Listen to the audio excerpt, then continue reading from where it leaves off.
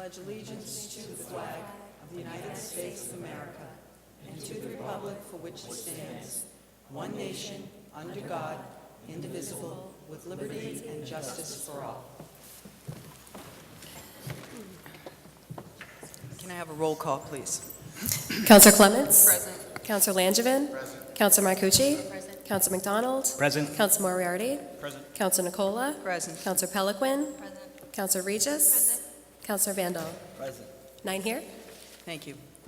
Agenda item number 3, consider and accept Town Council meeting minutes of Monday, March 4th, 2013, and also consider and accept executive session meeting minutes of Monday, March 4th, 2013. So moved.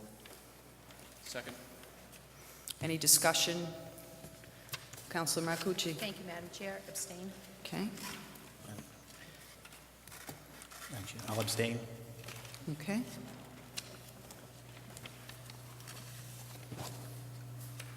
Can I have a roll call, please? Councillor Langevin? Yes. Councillor Marcucci abstains. Abstain. Councillor McDonald abstain. Councillor Moriarty? Yes. Councillor Nicola? Yes. Councillor Peliquin? Yes. Councillor Regis? Yes. Councillor Vandal? Yes. Councillor Clements? Yes. 7 yes, 2 abstain. Thank you. Agenda item number 4, subcommittee reports A, general government. Councilor Regis. Thank you, Madam Chair. We did have a General Government Subcommittee meeting this evening at 6:30, immediately prior to this meeting. And just in regards to agenda item number 12, the vote was unanimous to recommend approval to council. Also, I have scheduled the budget meeting of the General Government Subcommittee for Tuesday, April 9th. The budget will not be the only thing on the agenda. I have been approached to add something else, so, but it'll be Tuesday, April 9th. Thank you. Thank you, Councilor. B, DPW. Councilor Vandal. Oh, thank you. No report, but I have a meeting scheduled for April 2nd, 2013. Thank you. And that's for the budget? That's a budget meeting? Yes, it is. Thank Budget. you. Yes, thank you. C, Education and Human Services. Councilor Marcucci. Thank you, Madam Chair. I have minutes for 2 meetings that were held. The first set of minutes is from Tuesday, March 5th, 2013. A joint meeting of the EHS Subcommittee and School Committee was held on Tuesday, March 5th in the George Parent Community Room. In attendance were Town Manager Clark, Finance Director Hanois, Treasurer Collector Ernst Funya, Interim School Superintendent Nimbrickaw, committee members Marcucci, Moriarty, Councilor Clemens, Citizen Member Martina Shea, Citizen Member Christo, School Committee members Lazo, Woodruff, McLaughlin, and Donovan, Councilor Nicola and Councilor Peliquin, Councilor Vandal, Councilor Regis, Citizen Members Manna, Vandal, Quinney, and Gus Steves of the Southbridge Evening News. Councilor Vandal arrived at 6:26 p.m. Councilor Regis arrived 6:36. I called the meeting to order at 6:01. Agenda item number 1 was discuss the increase of unemployment costs for the teachers from 2011-2012 and related costs. Mr. Clark distributed a graph of actual and projected unemployment compensation costs from 2006 to 2013, I believe. A discussion ensued regarding reimbursable versus contributory methods of payments for unemployment compensation. School Committee member McLaughlin advocated calculating a comparison of the costs for the 2 methods. Mr. Clark noted that the town utilizes the reimbursement method of payment. A reimbursable method is to pay-as-you-go method, and the town pays the actual amount of the claim. The contributory method is calculated on a % of wages and is generally more costly to the town. Very few towns use the reimbursable method.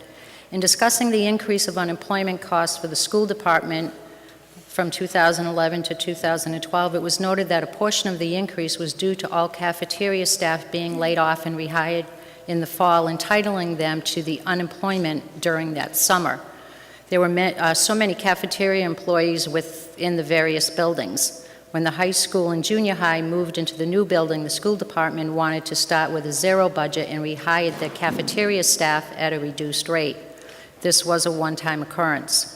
Interim Superintendent Nimbrickaw noted that he is reviewing all positions and their descriptions. He will set up a review process for all the positions. All required licenses will be reviewed annually. He expects that the estimates for unemployment compensation will not be as high as projected. The trend in unemployment may go up for a short while during the review process, but would then level off.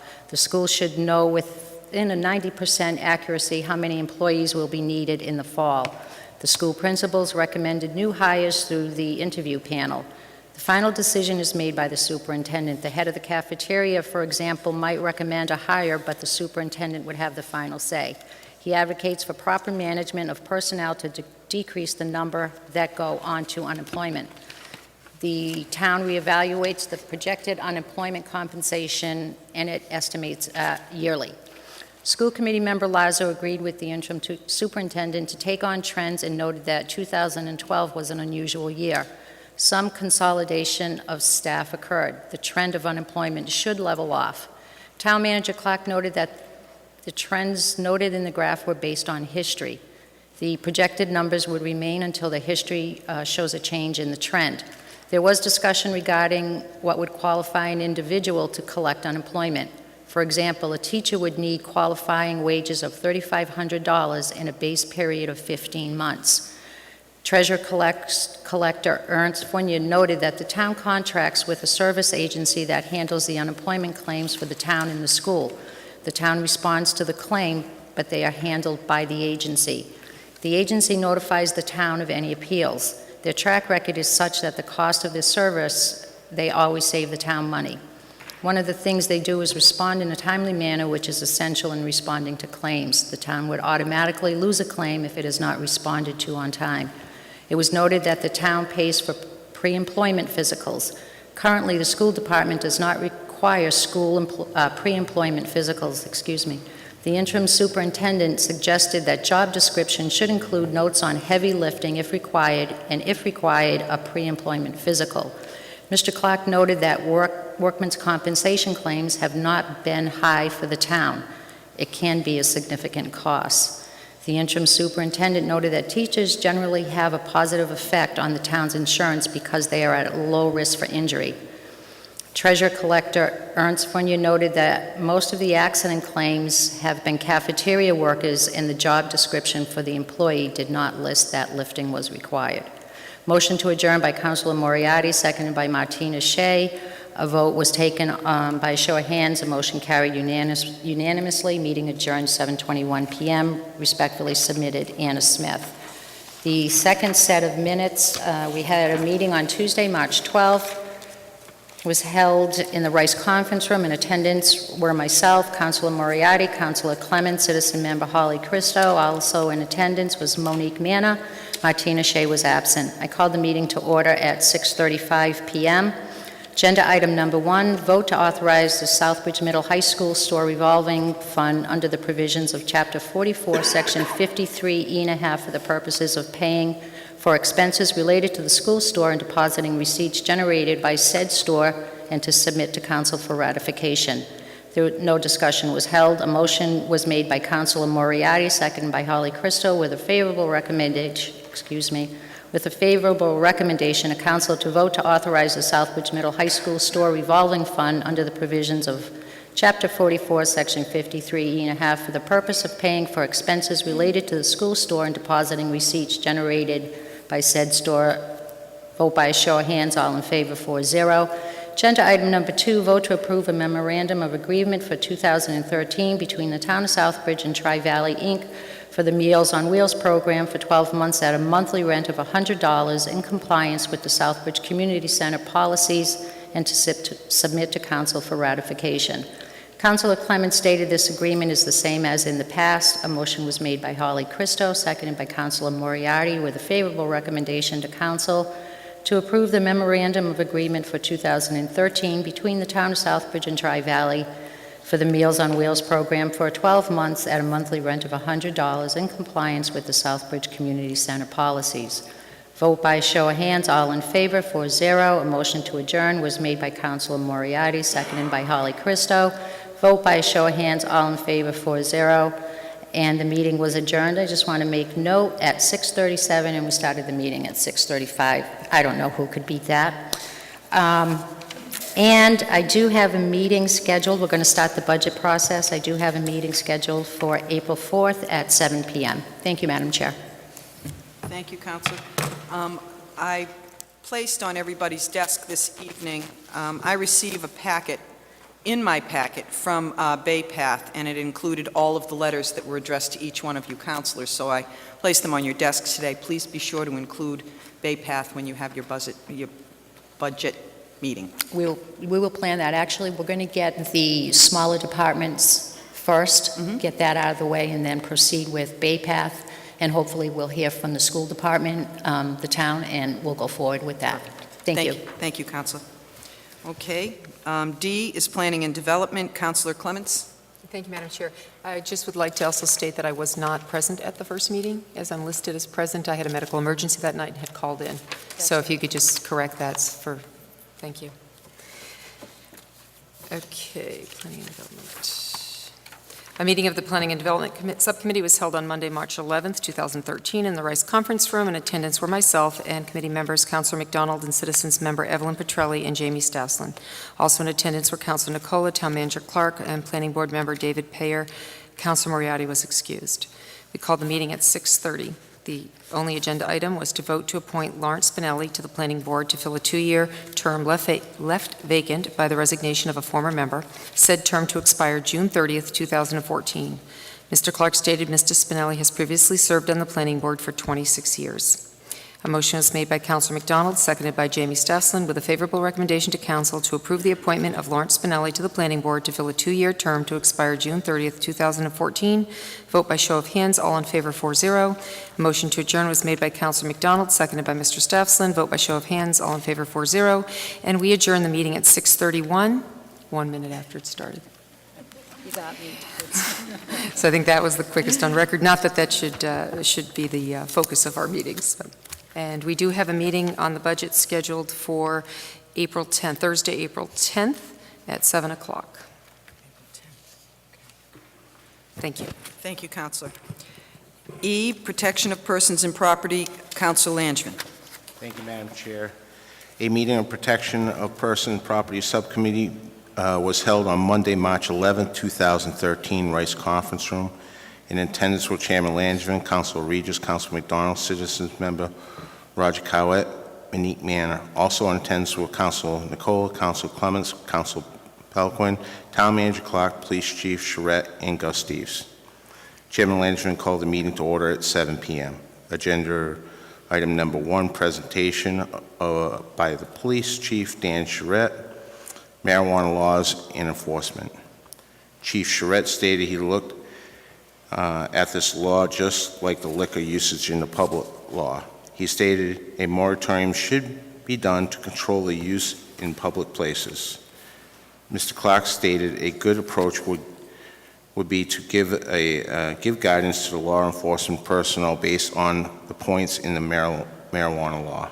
Much discussion was held on the issue facing Southbridge with dispensaries and usage of marijuana in public. Councilor Pelquin said that her problem with the bylaw is the language that would allow you to be fined for not having an ID when the request is made by an officer, as not having an ID is not against the law. Much discussion was held on the request of the ID, as the officers should make sure that the identity of the person is that which is on the medical marijuana registration card. A motion to adjourn was made by Councilor McDonald, second by Monique Manor. Vote by show of hands, all in favor, 5-0. Meeting adjourned at 8:03 p.m. Respectfully submitted, Evelyn Rivera. Madam Chair, I do have tentatively, I told Yvonne I would get back to her tomorrow, but most likely my meeting for my subcommittee on the budget will be April 1st, 7 o'clock in the Rice Conference Room, but I just wanted to confirm it with her tomorrow for sure. And that's all I have this evening. Thank you. Thank you, Counselor. Agenda item number 5 is Chairwoman's announcements. I just have a few things. One, because of what is the impending possible snowstorm coming, we have a snow emergency that is in effect from March 18th, today, through Wednesday, March 20th. So if you live on a street with the red signs for the snow emergency route, please be sure to have your vehicle off the street for the next 3 days. I wanted to mention every year, most counselors, other officials in the community are contacted and asked to read to our students in the community, and I was very fortunate this year to have the opportunity to read to the third graders at the West Street School. And it was a very enjoyable experience. It always is. It's my first year at West Street. I'm usually doing the little guys at Charlton Street, but they promoted me to the third grade this year. So I got to read to the third graders, and I just want to say that it was wonderful. The children were delightful, attentive, respectful. The school looked fantastic, and it was a real pleasure to do the reading with the kids and to get a look at the school while the children are in the school and engaged. They're doing great work at West Street School. So I wanted to bring that up. The only other thing I have, just as a reminder to the counselors, I had a memo placed in your packets in the packets for March 7th regarding the manager's evaluation, and the evaluation was there, and hopefully you've all had an opportunity to fill it out and can return it to me before the end of the evening. With that said, I'm going to turn the meeting over to the manager. He has a budget presentation for us. Mr. Clark?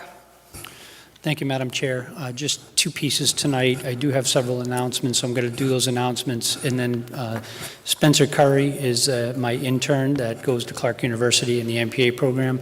He will be assisting me this evening in the presentation. The presentation is probably going to be about 40 minutes. If folks have an interest, you're more than welcome to turn your chairs and be able to see the presentation. Just in terms of a couple items of quick business before I get into the budget message. We did receive from a law firm out in Kansas that about 2 years ago we put in to be party to a lawsuit against the federal government in regards to land takings involving the railroad that goes through town. That was actually a pretty worthwhile venture. We anticipate receiving $42,515 as a result of that. If folks remember, there were several pieces of property in which the town had an easement right to it, and the federal government didn't have a right to take that away. So we did participate in that class action suit, and we will be getting some funds from that. That's actually been probably about 2 years in coming. It's been a little bit of time. Also, we have been in contact with Southbridge Associates, the folks that own the Southbridge Business Center. We did receive a letter last week saying that in response to a letter that I sent on February 22nd, that they do intend on repairing the fence damaged by installing a guardrail consistent with other installations in the Southbridge Business Center, and that they need to wait until the weather clears in order to commence that work. So that's hopefully good news that they are going to commence repairs to that work. Also, I did receive an email from a member of the council in regards to litter up on Commercial Drive. We did forward that inquiry over to our partners at Casella that operate our landfill, and I know they sent crews out, I believe, last Wednesday and Thursday, and they anticipated having crews out today to try to clean up. So the cleanup effort is underway. And then just two other items. On the unemployment, I was asked to look at that. Mindy Ernst-Fournier, the town treasurer, did look into. There's two ways to do the unemployment calculation, the pay-as-you-go, which is a system that we have been using that had a high year of about $250,000. If we were to switch to the percentage formula, which is the other method that's allowed under law, that would cost us about $450,000 a year. Part of the reason for that is that they allot a certain amount per employee, and the town has a lot of part-time employees, election workers, just as an example. So we did look into that, and I wanted to report that back to council that we did follow up.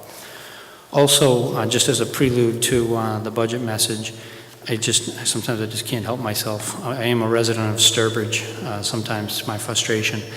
And the water rates in Sturbridge for this year are going to be going up 15.5%, and the sewer rates are going up 40% per year, starting the fiscal year July 1st. Our sewer and water rates will be anticipated to be going up only 3%. And in the time that I've been here, we have kept the rates fairly modest. But just to give a frame of reference, since that came in the mail the other day. So with that as the business, I would like to get into the budget message. As I already introduced, Spencer Curry will be assisting in this. He has two pieces that he will do, so I will turn it over to him to complete two pieces of it. And I do appreciate his efforts very much to trying to help me move the town forward. The budget message is in the materials that was distributed to council, so you have it in your package. And obviously, for folks at home, you're more than welcome to look on the screen to follow along. This again is a balanced budget. That is one of the requirements that I have by state law to present a balanced budget. So to that end, the budget is balanced for 2014 under the plan that you will hear this evening. One of the things that I've done over the last 6 months, we have been out to the bond market twice to permanently finance our new middle high school. In the bond market, Standard & Poor's comes in and does a review of the town's operations. What Standard & Poor's had found is that we are a single A-rated community with a stable rating, which is really what you want, especially in these difficult fiscal times. The A rating goes more to our demographics and to the size of the community more than anything else. We did receive we had our rating on our financial management assessment, so specifically the financial managers that are included in the town get looked at, and that rating did go from standard to good, a reflection of the hard work that has gone into the management of this community from a finance perspective. The finance team, obviously myself, but also includes, more importantly, Karen Harnoys, Mindy Ernst-Fournier, and Will Canoyer as the four of us that worked to accomplish that initially. I've also included in the materials, again, I know I included this probably about 2 or 3 years ago, top 10 management characteristics of highly rated public financings. I put that guide in again because there are a few things that the Standard & Poor's people really highlighted in their review of us. I did also include the review so folks would be able to see what we've done and why we have made requests this year to make improvements, and I will highlight some of those as we go. I do believe that it's imperative, and I believe in the time that I've been here, to really try to provide a stable, consistent budget. I think that's important to give the community and the business community within our confines a sense for what to expect on a year-to-year basis. I do have the chart in front of you that's up is really what the budget is for this year. It's $42,511,000 on the revenue side, and I will go through those revenues. And then if we go to the next slide, you'll see on the expenditure side that we have kept the expenditures to also $48,511,000, which is a balanced budget. So at the end, you see that we are at zero. To that end, one of the things I wanted to kind of highlight and emphasize in the presentation is what we have been able to accomplish in the last several years. And you can see from 2009 on that what this chart shows is what the average increase has been. The average increase has been 3.3% from 2009 to 2014. The standard deviation, or the amount of fluctuation that occurs from year to year, that consistency number, for lack of a better term, has been at 1.2%. So we've kept that real consistent for folks so they can plan and budget accordingly. And you can see from 2003 to 2008, there was much wider ranges. I mean, I think this chart does a nice job of just showing the real haphazardness to some degree of the budget cycle. And the average increase during that cycle was 4.7%, and the standard deviation was 4.3%. So a significant amount of variation. I think the way to look at it in the financial markets, look at that as a form of instability versus a form of stability. As I alluded to earlier, we have the water and sewer rates for this year are planned for 3%. A lot of that is driven by consumption numbers. Our consumption numbers are down, which creates a little bit of an issue for us where we are a fee-based system for water and sewer. We are very dependent upon how the customers, actually how much we use. So in a dry season, we have larger amounts. In a wet season, we have less. When we have less consumption, we have more rate pressure.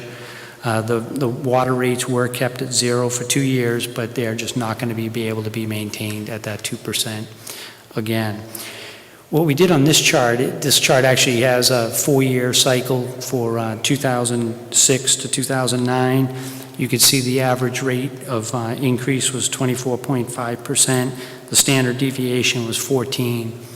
We were going to go back a little bit more. 2005, I think there was about 4 rate increases during the course of that 1 year, and it was just quite honestly, we had a hard time coming up with a fair comparison. So we decided to just do the 4-year cycle. Previously, there was a 10-year cycle, as folks know, which there was no rate increase.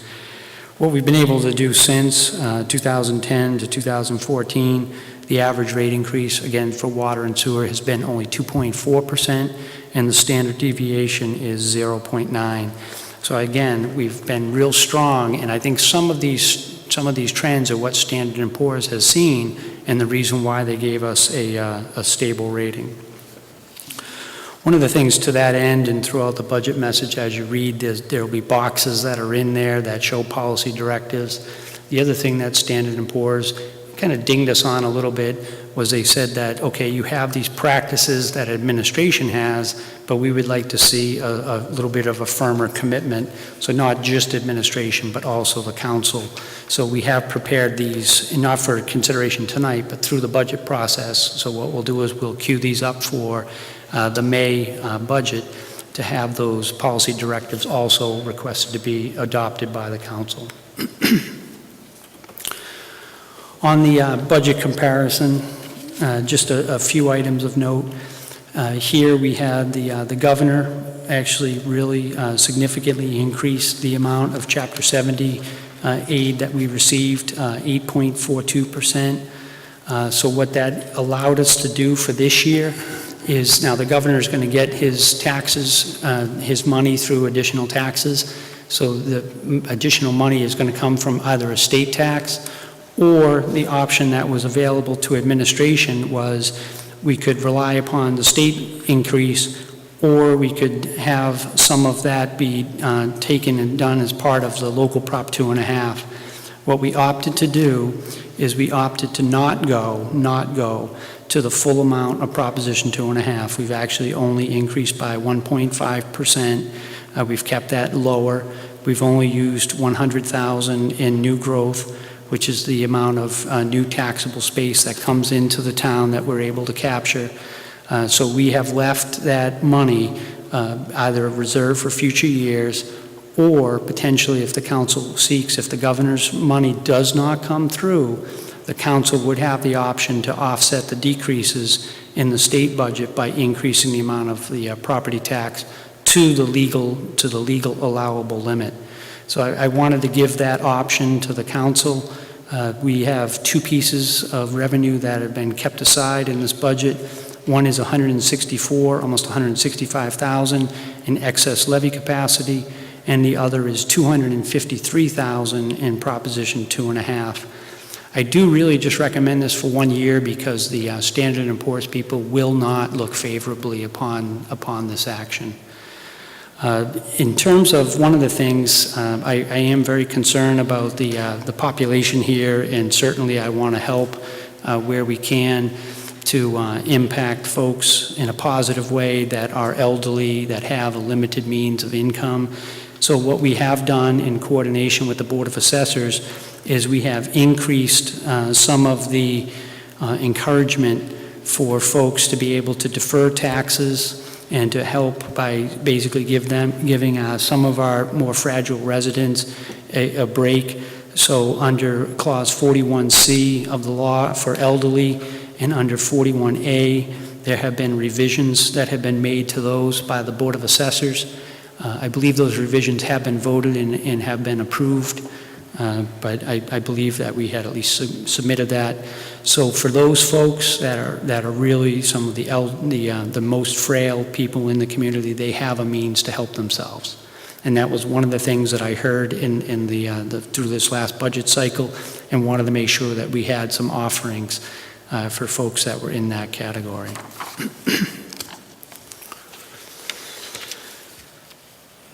So I talked about the governor's numbers. It is about 1.7 million that we look to receive, and the majority of that is coming from, or a portion of that is coming from the taxes that he has laid out. I would say that I believe under the Chapter 70 formula, we are continuing to see an increase in enrollment, so we should receive fairly close to that number just under the Chapter 70 formula. The Chapter 70 formula is the funding formula for how the town receives money. We had, I believe, 79 additional students into the system from 2013 to 2014, so 79 additional students, and then just the inflationary factors. When we had numbers like that 2 years ago, it was about 1.5 million that the town received overall. In terms of free cash is another area. Free cash is basically a excess deficiency account that the town draws from to use each year. We actually close out each year with a certain amount. Usually it's excess revenue, and then monies that are turned back as part of the budgeting process. We have targeted $1 million in this budget plan. We actually trying to decrease that. When we had a tornado a couple years ago, we actually had to rely upon money, and our free cash allocation for that year was only $830,000. So we are calling in the budget plan to try to reduce down a little bit. Right now, under this plan, it's a $900,000 level to try to migrate that down. So if we have shocks like that at the end of the year, we're better able to deal with those. Last year, the free cash was significantly higher. And in the budget book, you'll see that's the first policy directive, number 1, on free cash and what the intended use is for that. Under the local receipts have remained fairly flat as motor vehicle excise tax has crept up a little bit, but generally those are offset by Medicare reimbursement reductions as the federal government tries to balance its budget. Unfortunately, it does it on the backs of some of the local municipalities. On the expense side of the budget, this budget actually calls for $1 million to be used for the Southbridge Public Schools. So we have allocated quite a bit of the increase that we received from the governor towards education. Education should be viewed as that's directly to the public school. Certainly the amount of debt service we have, the amount of health insurance and other things that are technically included on the town side are also some of that money we are using to offset some of those costs, which are perfectly allowable within the rights of Mass General Law. That would be a 4.21% increase for the public schools. On the town operating costs, I've broken those out. Some of the larger items, the largest item is kind of a wage package consisting of various components. That's about $500,000, which I'll get into a little bit of detail. The retirement is gone up by 6.27%, $155,000. Group health insurance, which actually was voted tonight in part, the average increase in that is 4.8%. General insurance has increased to 7%. That's still bringing the new school online, has really driven up some of our insurance costs, and the debt budget has gone up 1.94%. I would say, because I have been misquoted a couple times, that when I said about bringing the school and the financing of the school online, I've always said to bring it within the Proposition 2.5 limits. And some people have translated that into level funded. It was never intended to be level funded. It was always intended to be within the confines of Prop 2.5. And this budget, and you'll see, is within the confines of Prop 2.5. On the next chart, out of the 5.4, that we have, one of the major elements of that is the wage package on the town side. The wage package is approximately $200,000. It does call for a 2% economic adjustment for townside employees. This $200,000 also does include additional steps and an additional day in the fiscal year. What the chart shows above is in the negotiation of labor contracts, what we've attempted to do is to keep the labor contracts consistent with the CPI.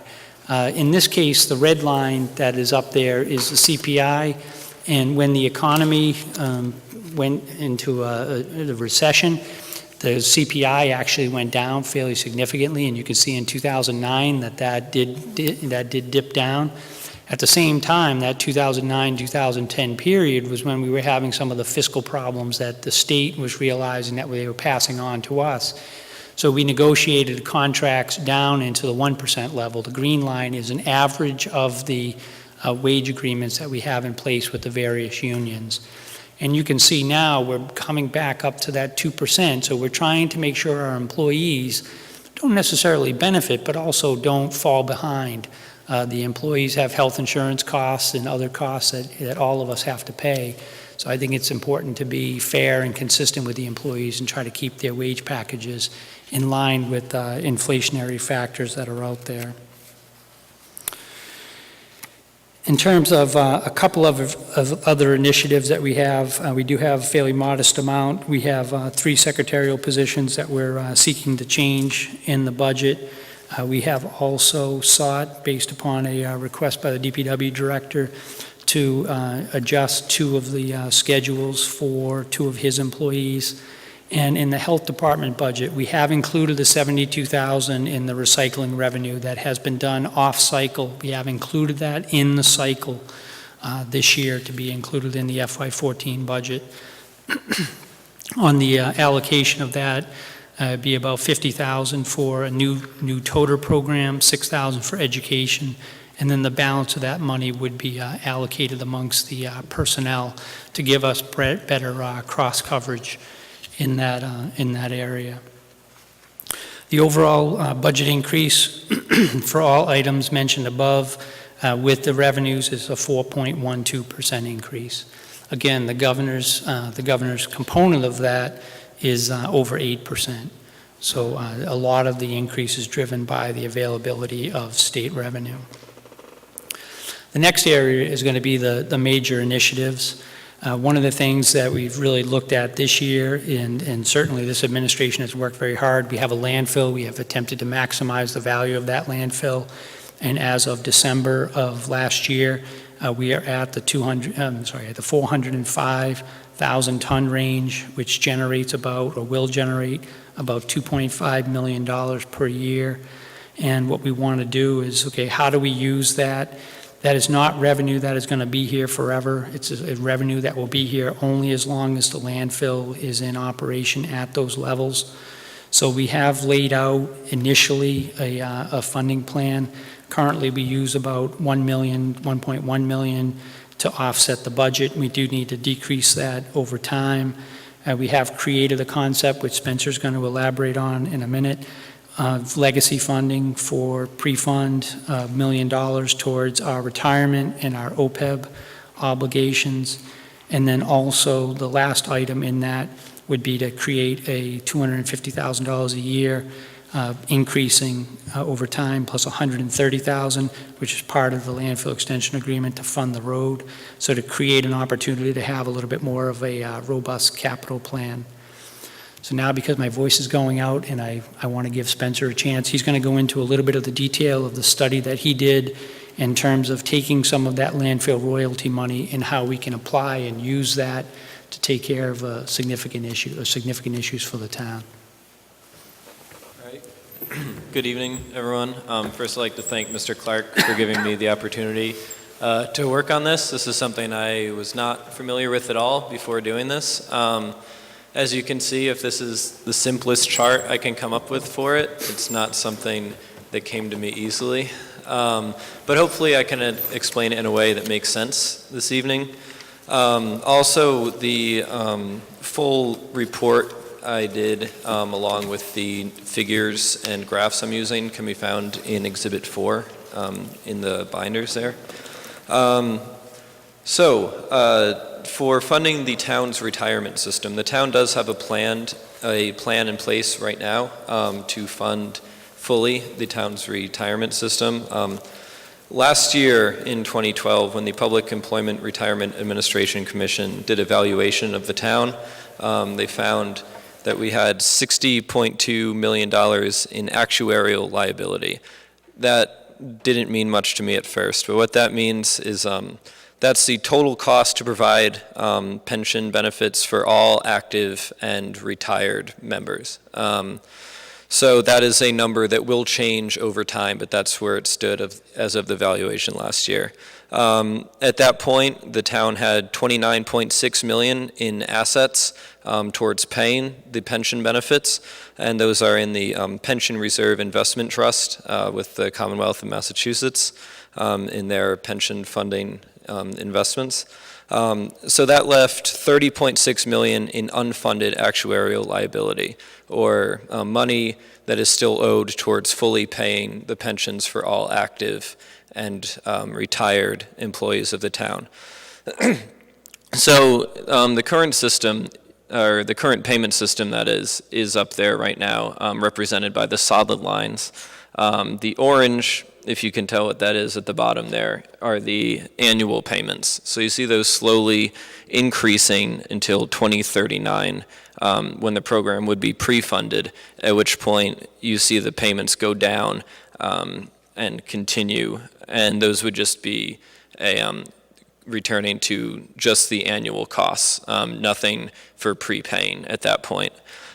This administration's proposal would be to create a legacy fund from the accounts in the landfill royalty account.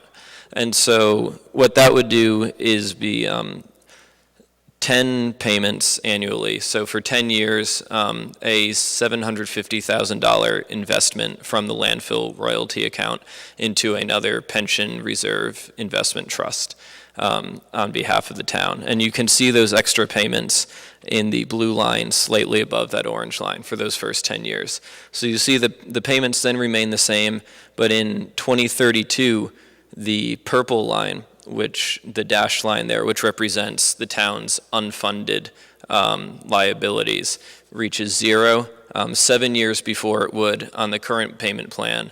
And at that point, the town has no payments towards the pension as long as the funds in the investment continue to outpace the funds that are owed annually towards the pension system, thus creating a payment holiday for the town. Now, it's the intention of this administration to then take those funds and not put them somewhere where they would become dependent upon for some service, because the payments will have to begin again eventually, but rather to put them into funding the OPEB fund. That's other post-employment benefits, such as health insurance for town employees. Currently, there is no town plan to pre-fund OPEB. As you can see here, the green line there is the assets put forth, and we're at zero at the moment. So whereas the town was 49% pre-funded for the pension, we're at 0% for OPEB. So the plan would be for the first 10 years to invest $250,000 annually, again from the landfill royalty account, increase those by $50,000 each year. So $250,000, $300,000, $350,000, and so on. You see that doesn't do too much up until 2032, when the additional investments from the funds that would be going towards the pension program are kicked into the OPEB program. At that point, over the next 10 years, the funding goes from 10% in 2032 up to about 53% in 2041. And as long as we still do not have to pay towards the pension program annually, funds will continue to be invested into the OPEB trust. If it remained at that level of funding by 2051, from this projection, it would be fully funded. Both of these projections use an 8% rate of return for these investments, which is suggested by the Public Employment Retirement Administration Commission. Those are the numbers they use for their projections.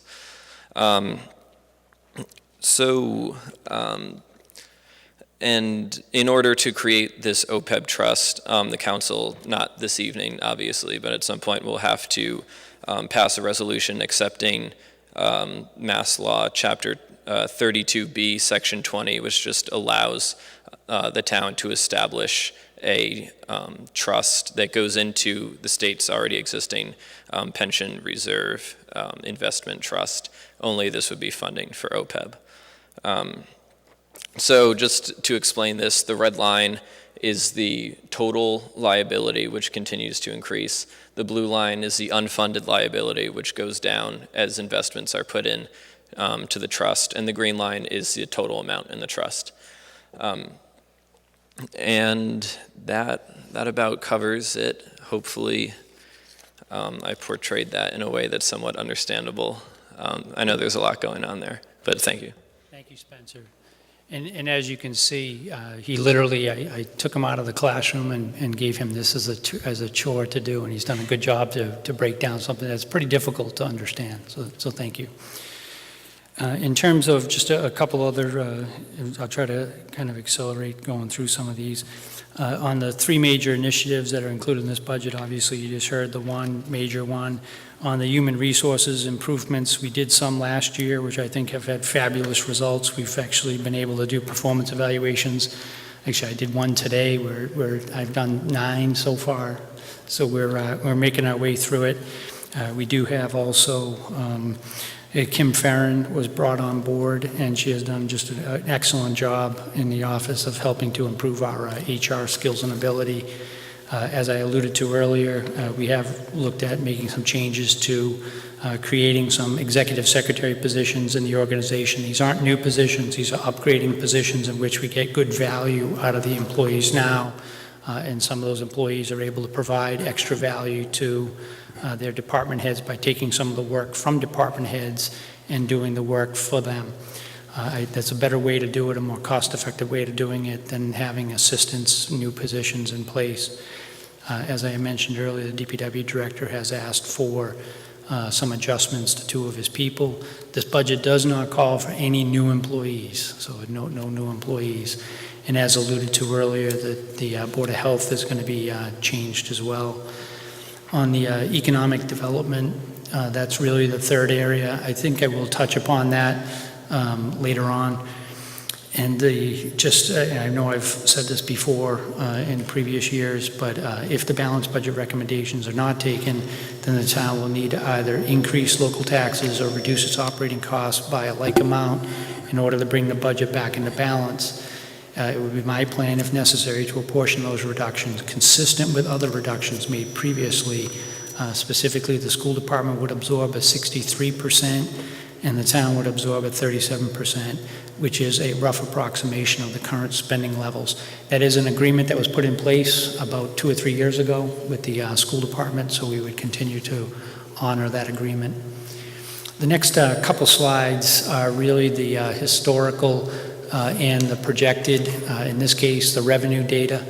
So if we can have the first one, pretty easy to see in those years in 2010 to 2012. You can see those came down. That's part of when the state pulled back on some of the funding. We had to make up for that by relying more heavily upon local resources.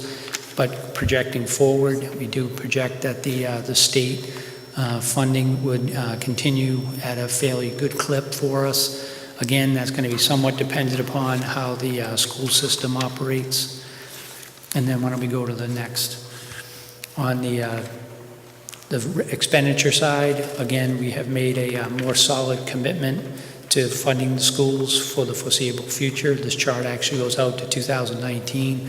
One thing I probably should point out is in 2014, 14 is obviously balanced, but 15, 16, and 17 have fairly modest deficits, so they are definitely achievable and doable.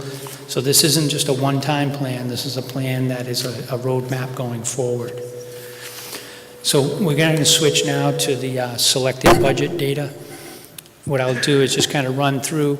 Here's the cherry sheet. The cherry sheet, originally when the state used to issue the revenues for cities and towns, they used to do it on a cherry-colored sheet. So it's got the name Cherry Sheets, and that's been in place for years.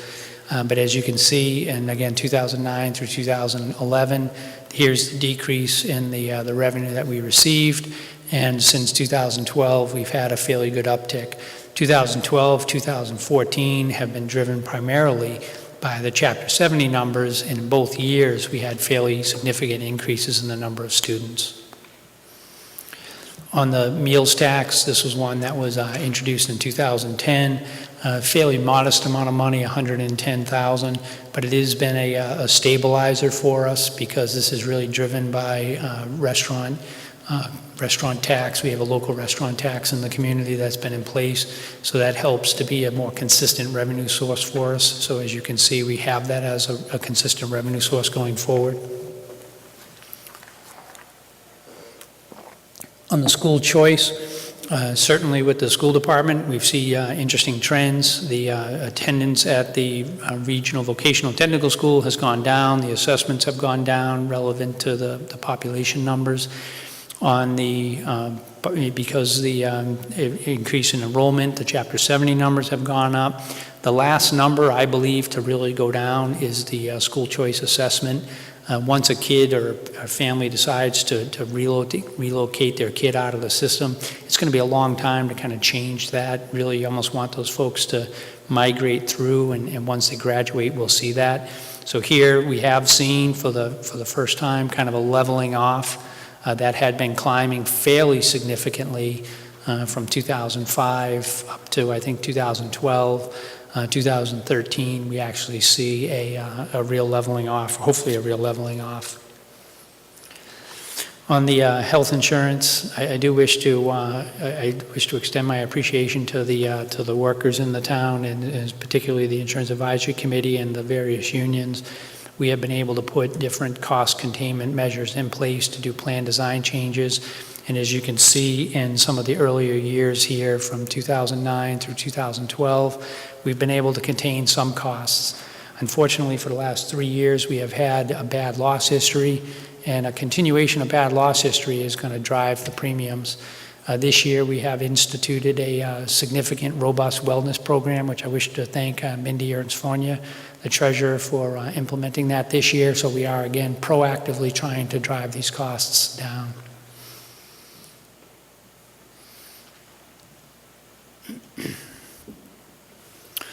On the, this is the area of workers' comp, IOD, and the property and liability insurance. Really two factors that drive this. We've had some success in having those costs go down, but when you have a tornado go through your community and you have losses in addition to $1 million, and then you put a 200,000 square foot, $60 million new facility online, you're going to drive your costs. So the reason for the cost increase in these is basically driven by those two primary factors. As alluded to earlier, the purpose of this slide is to show that the unemployment compensation numbers have increased from 2008 up. The brown versus the green, quite honestly, the brown is the school side, the small green is the town side. So I think the town has done a fairly effective job at trying to manage unemployment. And the schools, obviously the school workforce is about probably double or triple ours, but some of those numbers are significant. We did have a very productive meeting, I thought, the other night, and hopefully we will have a partner in the school committee and in the school administration to help us control those costs. The next area that I wish to move to is the debt structure. I would have to just point out in the materials that you do have, this is policy directive number 2, the debt policy. Each of these policies has been specifically driven by the Standard & Poor's people that they say you should have a policy in these areas. So we picked those areas to indicate that. This chart on the debt structure, I guess it's yellow or orange, is the financing for the school. The one thing I would like to point out on the financing for the school is we have financed, we will finance $20 million. So we are financing the total amount that the town needs to borrow. We made a decision to do that because the interest rate environment is very favorable in the marketplace right now. So we financed $9 million in October, November, and we are financing the balance of that, $11 million, basically now. I think we were in the market last week or the week before, so we are still processing that information. But as you can see, we have kept under that blue line is the Prop 2.5 line, what we would legally be entitled to go up each year. So not only have we kept it under the line, but as needs arise, we have the ability to address some of those needs.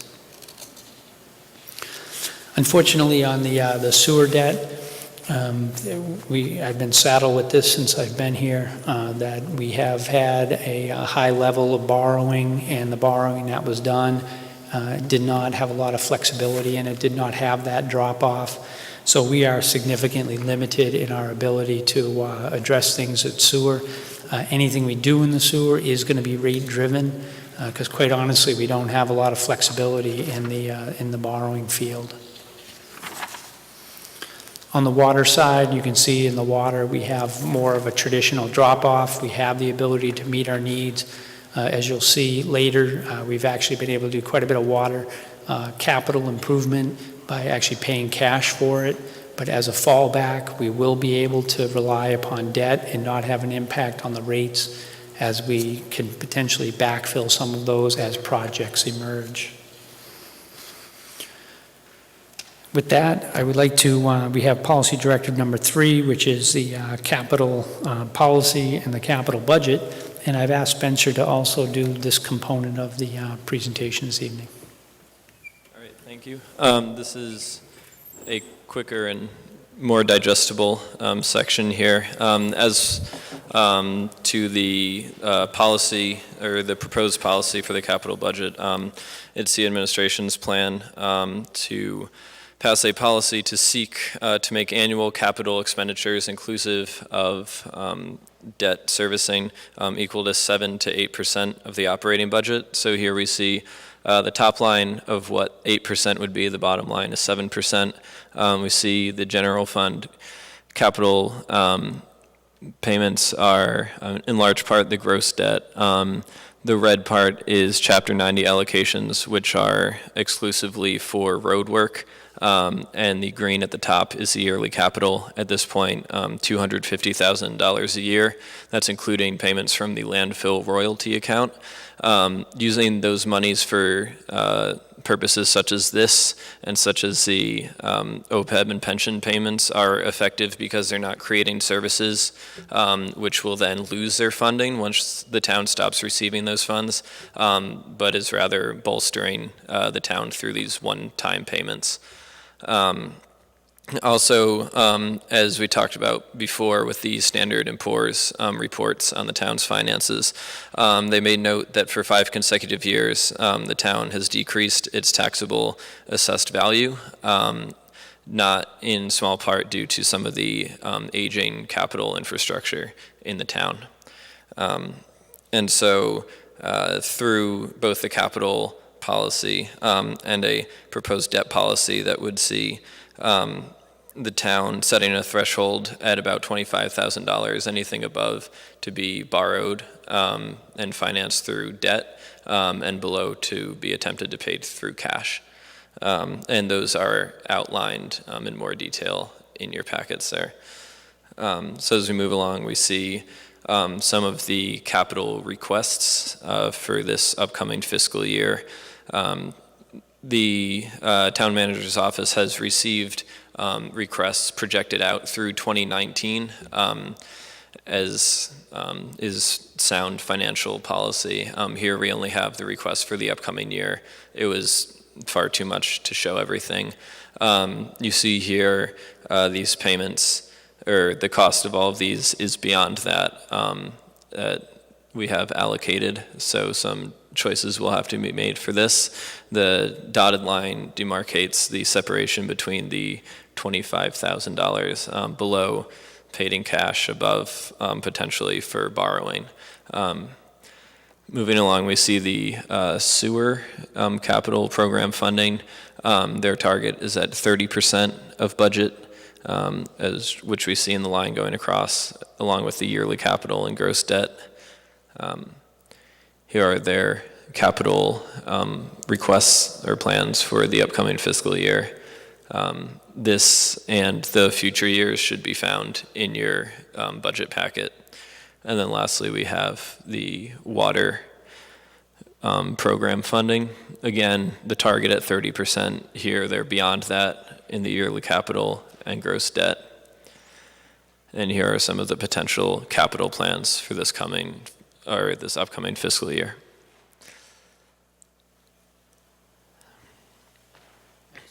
Thank you, Spencer. I got to give him a minute to adjust the mics. Thank you. So the next area, and coming to a close here, the last two are the reserve fund balances. We have, I believe, two policy directives within the reserve fund balances. One is a directive number 4 on the reserve policy, and then we also do have a directive number 5 for the stabilization fund policy. What we have done in here, which you can see in the chart, for a single A rated community by Standard & Poor's, which currently is what we are, you should keep your reserves at a level of between 8 and 12%. Historically, when I've shown this, I've shown it at 10%. This actually shows it at the 12. And as you can see in the chart, that we hit that in 2014. And by bringing on the landfill royalty, creating the OPEB account, that by 2019, we would be in a position to be able to fund at a level, or have reserves at a level of the 15%. What 15% would mean is that that's one of the pieces that they're looking for, along with these policy directives, that if we can improve ourselves from an operation standpoint, and then also if the community itself improves itself, then we could actually move up to be a double A rated community. But we do have to have some of these pieces in place in order to accomplish that. So what this plan does is to begin to put these pieces into place in which to accomplish that. And then really the last item that I have is just they did ask as one of the 10, I think this is a newer one, to put in a comprehensive economic development strategy.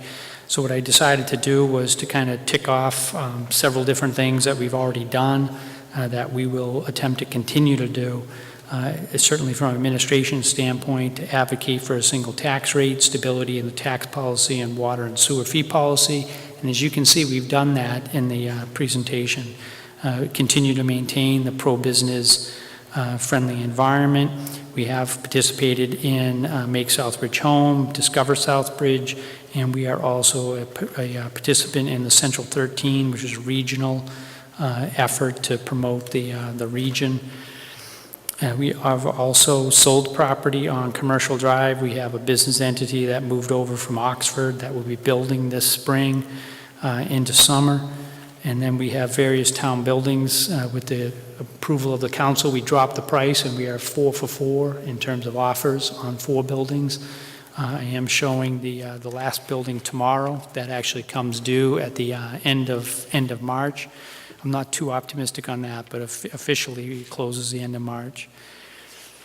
And then I think in order to maintain, we need to really make sure we maintain our infrastructure. Businesses come to town because they like the water, they like the sewer, they like the consistent tax situation that we have.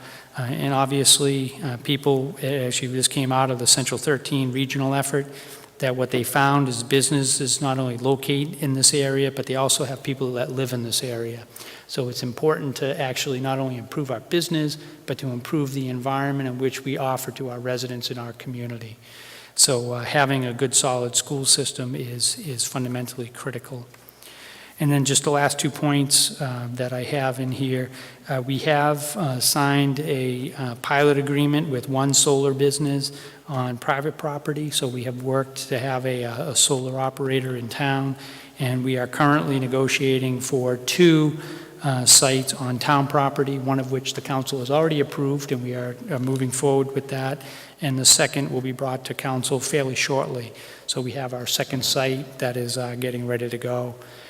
And then just one, I know people sometimes see me as the tax man and making sure that people pay their bills, but the liquor board did charge me with the trying to get some of their dormant licenses operational, and that was something that, very unpleasant, but I did that work. And, I'm happy to report out of the 4 that were targeted, 3 of them are now in operation. So the point of that exercise was to get business moving in this community, and 3 out of 4 of them have moved. So that's actually the overview. I do wish to just thank my staff, Yvonne, Cheryl, and Kim, and obviously Spencer has done yeoman's work in a very short amount of time.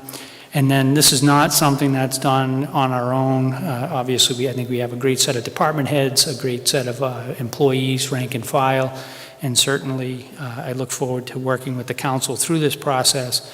And obviously, I've always enjoyed my time with the residents of the community here during my time. And I am in my 5th year with the community, so hopefully can continue on. And that concludes my comments.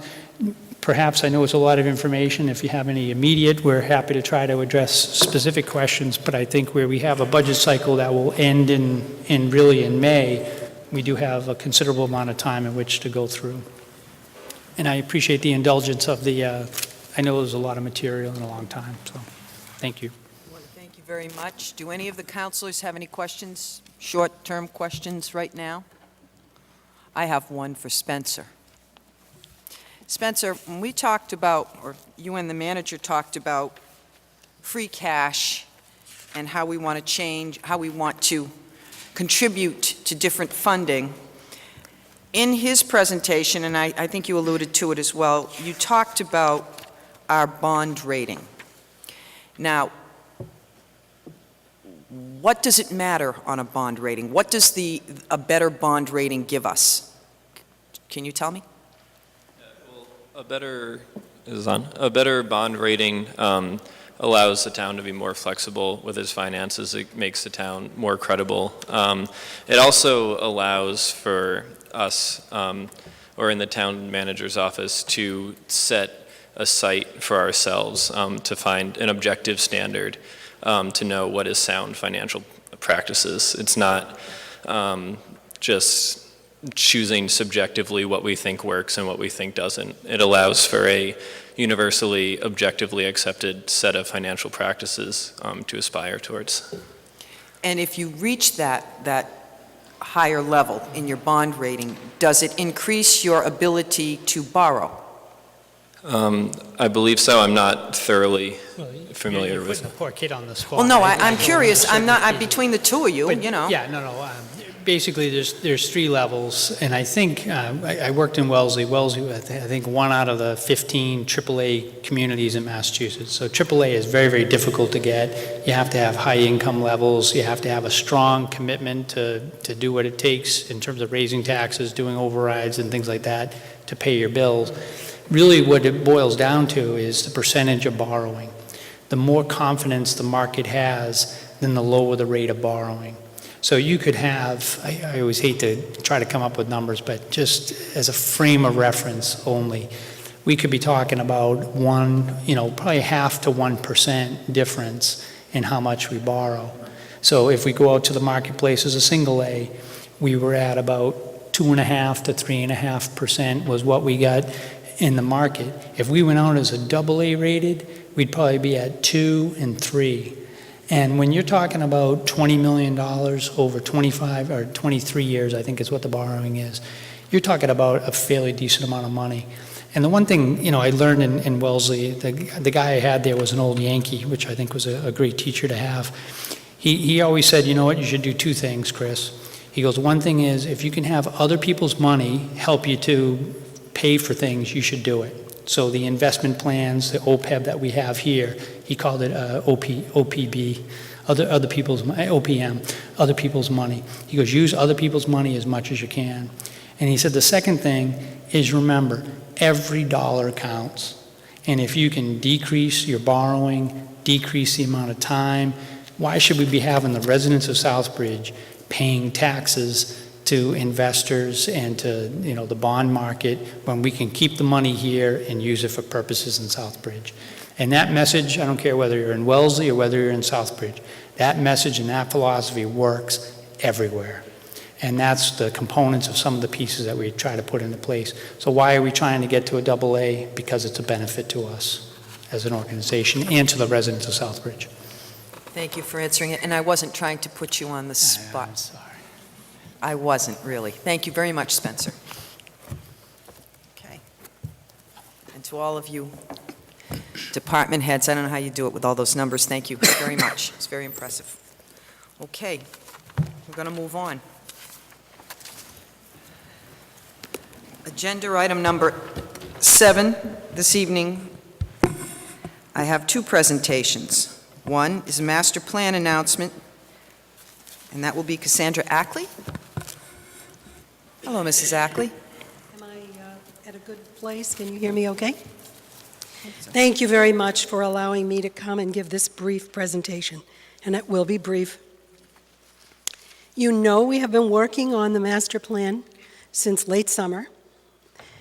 We're about 2/3 of the way through, and we are at the point where we are beginning to develop a proposed set of plans. And throughout the process, we've discovered that there are certain issues that have come to light that we need a little more information on. So we're planning some roundtable discussions, and those are creating a healthy and safe community, community-wide collective self-esteem, improving our neighborhoods, economic development, including the downtown, promoting education, not just for school age, but for everybody at all ages, and sustainability. So we want our plan to be proposing feasible strategies, not just sit on the shelf and everybody says, why can't we do it? So that's the reason why we're going to address these issues in a little more depth, and we've planned some roundtable discussions. One of them is actually coming right up. Healthy and Safe Community is scheduled for 3/27 at 7 o'clock in this building. Improving Our Neighborhoods tomorrow at 6 o'clock if it doesn't snow too badly. We'll reschedule otherwise. Economic Development in the Downtown on the 23rd at 6 o'clock. Promoting Education on April 3rd at 6 o'clock, and hopefully Sustainability April 4th. That isn't cut in stone. I put a flyer on everybody's place tonight, and I have more. But the main reason I wanted to come tonight is because I wanted to tell you about and invite you to a very interesting event that we're planning as a special gift to ourselves. It's April 6th at the Hotel and Conference Center, and that's on a Saturday night at 6 o'clock. And this is, well, we planned it as a night out. We thought that that would be a really good idea. And it's actually going to be a theatrical presentation, Stories About Southbridge. It's participatory, but only on a volunteer basis. You don't have to bring any money. The Hotel and Conference Center is actually donating light refreshments. If you want a beverage, you will have to pay for that. It's appropriate for almost all ages, however, not really appropriate for young children. I really urge everybody to come. I hope you will. We're kind of planning that everybody will come. We'll actually have another flyer going out just for this event. But it's entertaining, it's thought-provoking, and it's very meaningful also because it's going to talk about our town and our needs and what we plan to do about our needs. And you don't have to bring anything except really your love for your town, but we do ask that you bring that in abundance. So we'll see you on April 6th. Thanks. Thank you, Mrs. Ackley. The second presentation this evening is the Cops and Kids program. I believe that'll be Sergeant Jose Dingy and the Chief.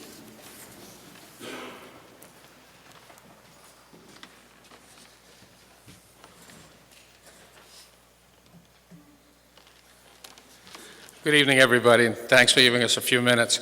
I know that going third on presentations is kind of like being the teacher after lunchtime, so we'll move this along for you. What we're really here for this evening is juvenile delinquency prevention.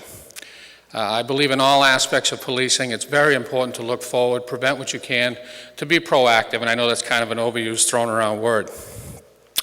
Our delinquency rate was quite high years ago, and we used many different tools to attack that concern. This, by far, I think is the most important. Historically, we've been able to fund this through grant funding, all kinds of different mechanisms, Boys and Girls Clubs, everything you can think of we've done. In the last few years, those monies have really disappeared, but I can't stress enough how cost-effective and from a business perspective, but more so from a social perspective, this is incredibly important for our community. We do, for about $30,000, we provide a program that really only costs approximately $6 a day per young person. And it does so many good things, and I'm going to let Sergeant Dingy get into the nuts and bolts of the program. But I wanted everybody out there to know that the reason we're here asking for a few dollars is not just to let kids play around for the summer. If you end up with one young person adjudicated delinquent, and for those who doesn't know what that means, until the day you're 17 years old, you cannot really be found guilty of a crime, even if it's something very serious. You're adjudicated delinquent, and that has very, very severe ramifications on your history, on your future, on everything you can try to do after that, and I think it impacts a community greatly. One person held in jail as an adult is easily over $40,000 a year. And young people, it's slightly less expensive, but anywhere between $10,000 and that $40,000 figure, it's extremely expensive.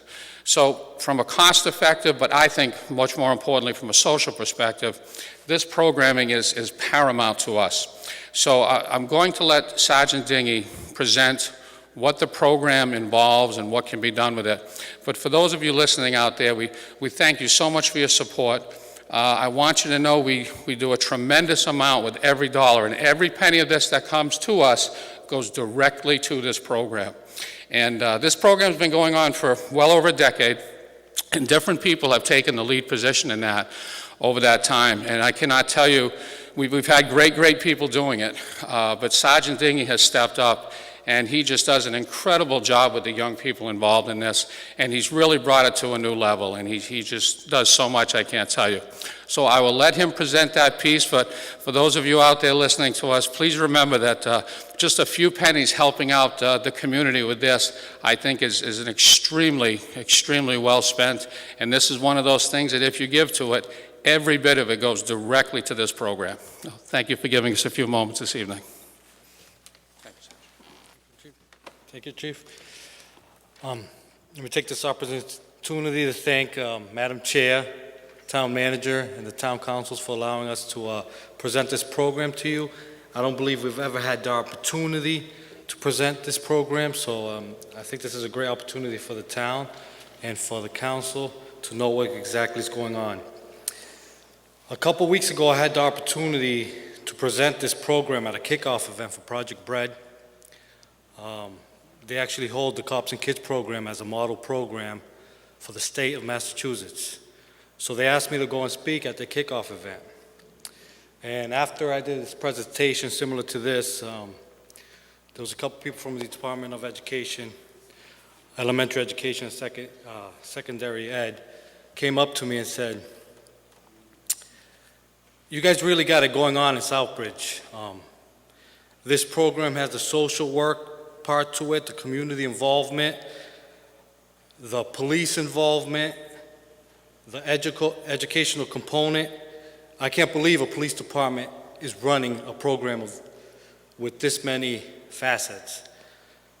And they also said, "You should be sharing this program with the rest of the country.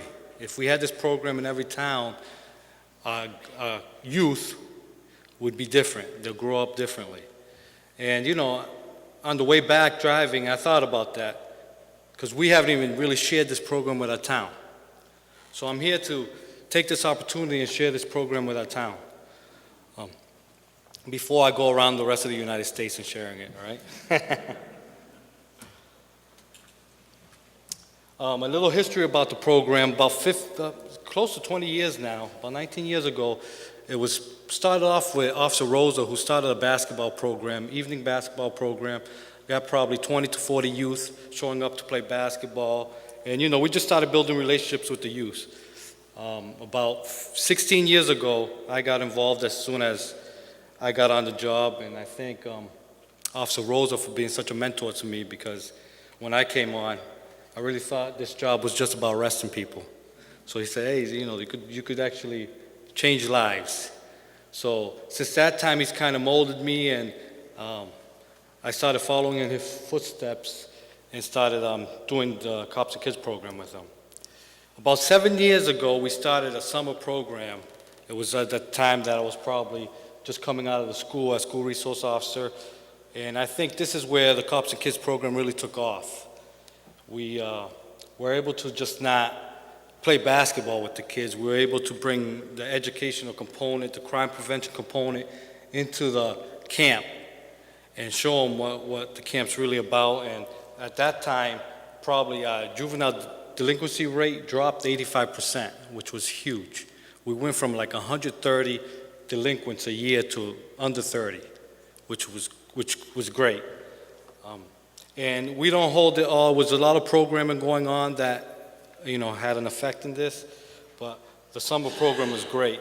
We start that summer program at 7 in the morning. And believe me, when I get there, there's a line. These kids have trouble getting up to school, but at 7 o'clock in the morning during the summer months, they're at the armory waiting to get in. So my theory on that is if I get them tired enough in the morning, they're in bed at 10 where they belong versus out in the street. Right now we have grown to about 145 students during the camp. And another component is that we serve meals there, and we've already served around 18,000 meals if you take that aspect into it. Hopefully we'll become like McDonald's. We'll serve over 1 billion one day, but we're working on it.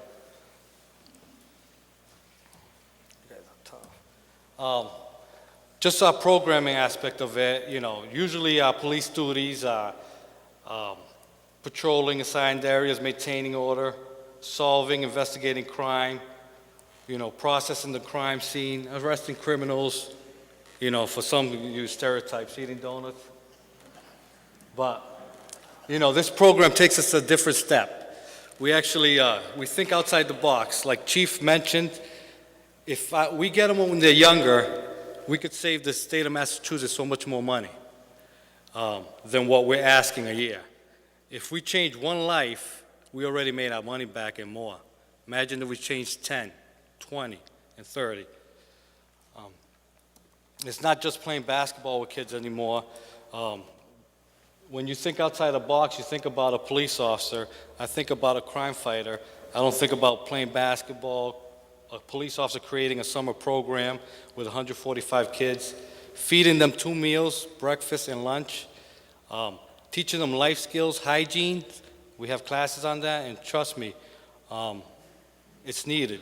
Some kids becoming teens, they don't have that father figure at home, and we take the extra time and teach them. We actually have a course where we bring deodorant, shampoo, and we teach them the hygiene. This picture on the left, if you look up there, is actually one of the crime scenes we recreated at the camp.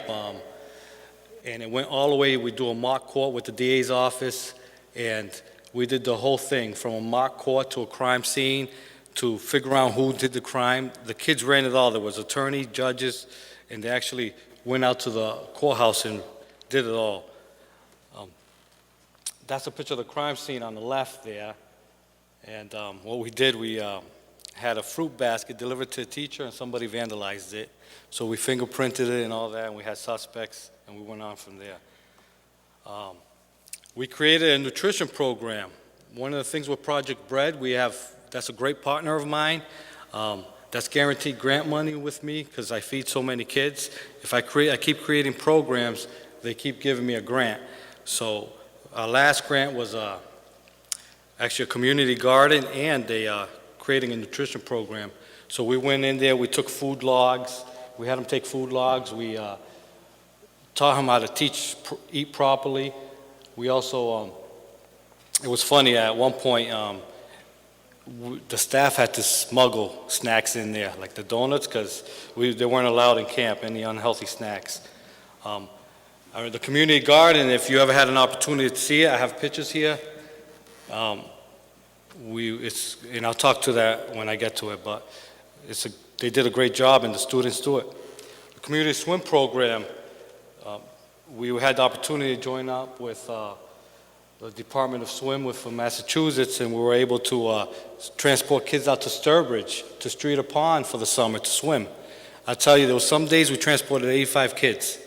That would have been a summer with 85 kids a day not swimming. So they were able to enjoy that, and that was a great partnership with the state. We do kayaking and farm trips. If I could say anything about this program, is that we are a resource not just to the police department.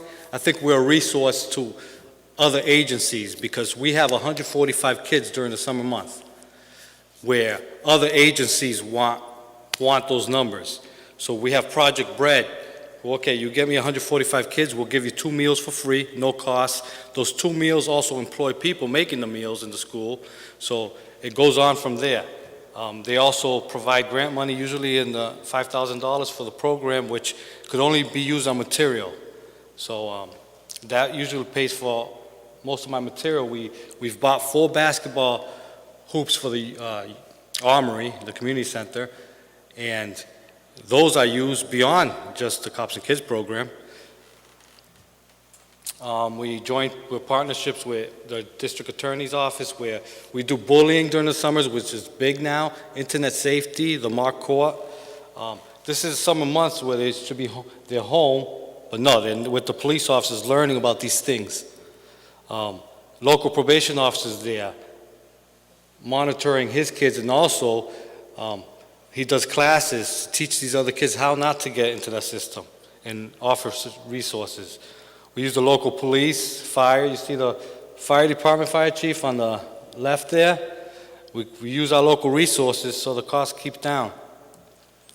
Center of Hope this year called me, and they said, we wrote a grant. We got a grant for 20 employees. Do you want 10 of them?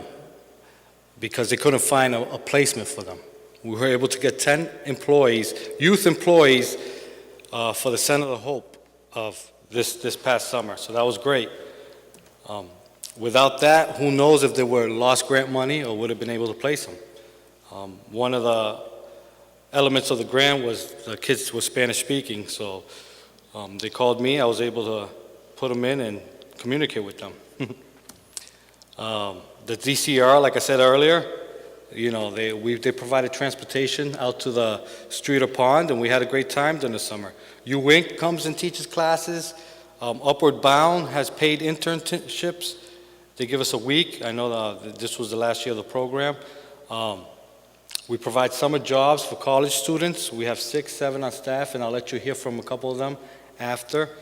But I know the program just doesn't offer kids a place to go. It offers summer jobs. It offers agencies a place to go. I just got a call from the Southbridge Soccer Association in regards to throwing a summer camp during those hours. I said, you know, I gave them some dates. We'll be able to get a free camp out of it for those, for the soccer players. Local businesses, one time we had miniature horses come down from the farm. It was a great experience for me. No. It was a great experience because, you know, the kids got to groom these miniature horses, and it was a great time for them. Funding, just to go over funding, yes. You saw the program was going for over 19 years. Most of the time we were creative enough to write grants, bother Senator Moore, and get enough money to run the programs.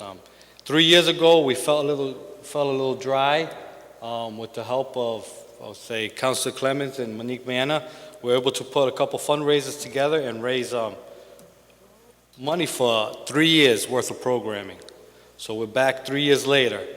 But a big contributor to that was Hydes Dexter Russell Charitable Fund and United Lens. They gave a great amount of money, and it was because of them the program went forward. Walmart also, Savers Bank did a grant where they gave $1910.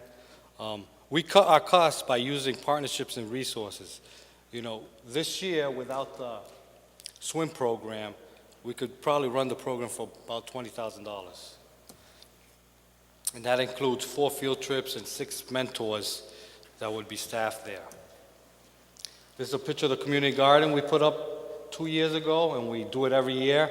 We have 4 boxes. We usually have 3 teams, red, yellow, and say blue, divided by age, 10, 12, 13, 14, and 15, 16. And we have a little competition, who could grow the best garden. The last box is usually the staff. I sneak over at night and put some Miracle Grow on it, so we always win. But as you could see, they did a great job. That's the kids. We're teaching them about, you know, growing their own food. They have to labor, they have to pick their own weeds, and maintain their own box. So that's them in action. And that's the garden right there. Now, my thing is thinking out of the box, or my turn, the cell box, the cell block. I never thought that a police officer would be taking field trips with these kids and mentoring them, you know, or catching the first fish, you know, or doing their cookout picnic, or bringing them to Six Flags for the first time, you know, or giving them ice cream. This is also a donation from the ice cream company that came down and gave us free ice cream. That's the garden again. One of the parts of the grant was to do the nutrition grant, and instead of making the all famous Miranda rights, we created our own healthy rights, and you can see them there. You know, you have a right to a healthy lifestyle, and at the end, you know, do you understand these rights as they will affect the rest of your life? So, you know, we're thinking outside the box as police officers, trying to. Actually, this is pretty cool because Project Bread gives us about $200 in fruits a year. So we make a hydration fruitration station. It's kind of hard to say, but you know, they're there. You know, they get their bananas and watermelons during the time, and they have a great time. We took them out to the farm, which is a great time. As you can see the photos. That's them in the nutrition class. We take them out to Douglas water slides there. I don't know if you guys ever took a field trip with 150 kids, but I'm not having fun. If you guys are thinking that, oh, he's going to Six Flags, he's going, it's a lot more work. I used to have a full head of hair, now it's thinning quickly. We have fun. We have some fun games we play, and the kids have a great time. You know, why would they be showing up at 7 o'clock in the morning? They must be having a good time. I got to milk my first goat.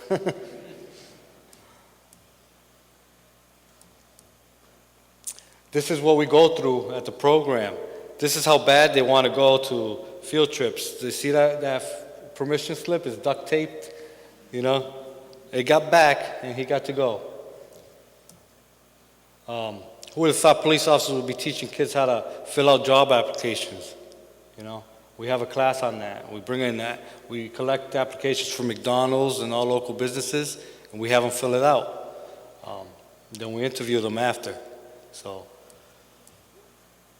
we're preparing these kids not to be in the cell block, but to be productive citizens. That's us in the State House. They go out to Boston every year. We usually visit the senator and the state rep and get a tour. And I try to bug them for some more money. We also, right there, that's a frog pond. They get to swim there after. The first year I made a big mistake. I said, go dip your feet. Then they had no swimming gear, and I came home with 145 drenched kids on the school bus. This time I say, bring some towels and some change of clothes. Right here is some of my staff, and I'll point out the female on the left there, my left, Veronica. She was supposed to be here. She just called me that, she got called into work. This is, and I asked if I could say this.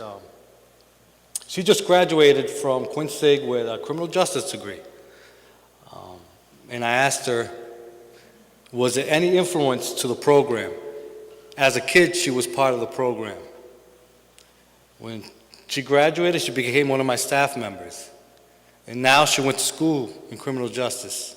And she's one of the great, she's a mother figure to some of the kids. And, I call her my Cinderella because every time I need a cleaning job done, she's the best at it. Right next to that person is Victor Martinez, and I'll call him up just to say his spiel, but he's been with the program for 7-8 years now. He's in the Army. He went over and fought for our country, and he gets back and he calls me for a job to be back on the program. And what better role model than somebody that I remember him playing in 5th, 6th grade in the rec league there, and now he's grew up in the program, and now he's a mentor of the program. Victor, if you want to come up here and say a couple things.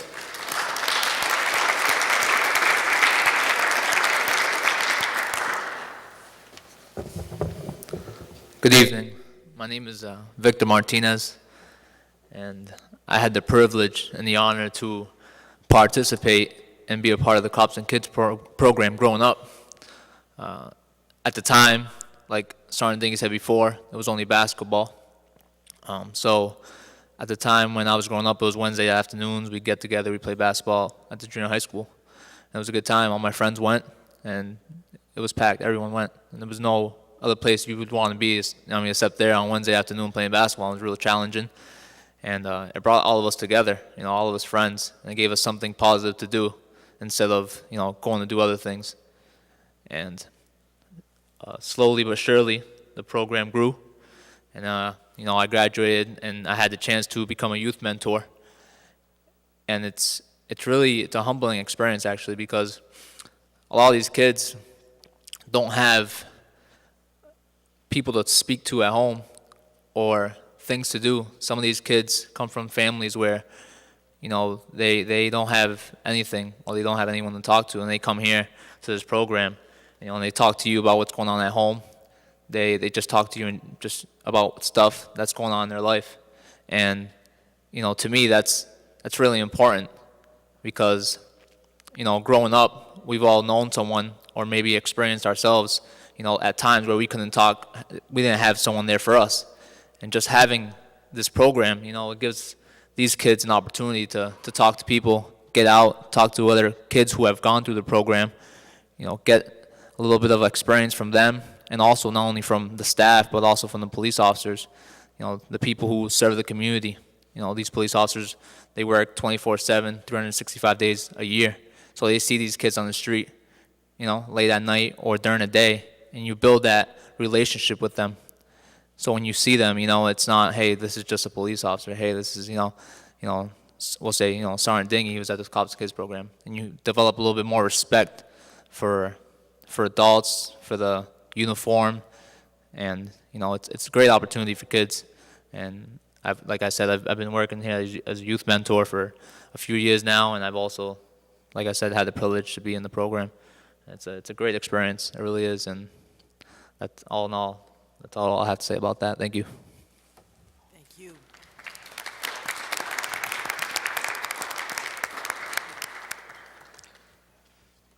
Thank you, Victor. He's a great role model to the kids. He was a 1,000-point scorer in high school for basketball. He went on to play some football for Curry College. He's humble, so he's not going to brag about himself, but I will. And then he went and did a tour overseas and fought for our country. But yet we sent him some care packages too when he was overseas from the Cops and Kids program. He's a great role model to the kids. When he came back, the kids got to see that, there's more to, it's not just Southbridge, there's more to this world than just Southbridge. And they could see it. That's why I specifically call them mentors, because this is what my staff becomes, mentors to these youth. Marissa Brunel was one of my staff members, and on the way back, she stopped and showed us, she's a great girl. I could say that we've had some long talks and pushed her hard, all the police officers, to become a police officer. Because, she has that characteristics, and we pushed her hard. Not saying that we kind of forced her into that, but I think we had something to do with it. And she came back, and the first stop was, to show off her uniform, and the kids got to see it. This is a mentor that was just in the summer program, and now she's in the Army. I believe it's the Navy. I don't even know what. Air Force. Okay. This is Jordan. He's also been in the program and also been with the program as a mentor for 7-8 years. He's a great role model to kids. He has way too much fun with the kids. I always have to step in. He's like, but the kids love him because he's the fun guy to be. He's a fun counselor, And that's what I look for. Jordan, if you could come up here and say a couple things.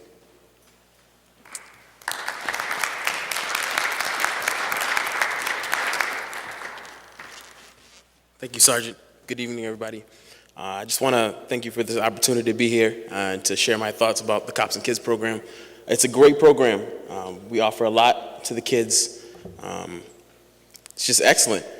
I can say that I have personal experience. I was actually in the program myself in my 8th grade year in middle school, and I got to play basketball. As Victor said, it was a fun experience, fun opportunity, to come together with a bunch of friends and just play ball. Obviously, it's turned into something much larger than that. And now we have the summer program. It's awesome because it gives the kids an opportunity to do something, especially the less fortunate kids. We have other programs that we offer in this town. The YMCA offers a day camp and such things like that. But our camp is free. It's free of charge for the kids. They come there, keeps them off the streets and out of trouble for several hours of the day. And we reach the kids at a critical time period in their lives when they're between the ages of 10 and 15 and 16. Those are really moldable and conformable years. So I think it's really important that we reach the kids at that time and give them positive experiences with police officers. It allows them to have a positive rapport with all the police officers in the department that are able to participate. So this program is crucial to the town, I believe, and it's great. Personally, I had experience when I was in 8th grade. I went out to college, and now I've come back and I began working with the program. So it's awesome. So I'm very thankful for the opportunity and the experience. So thank you.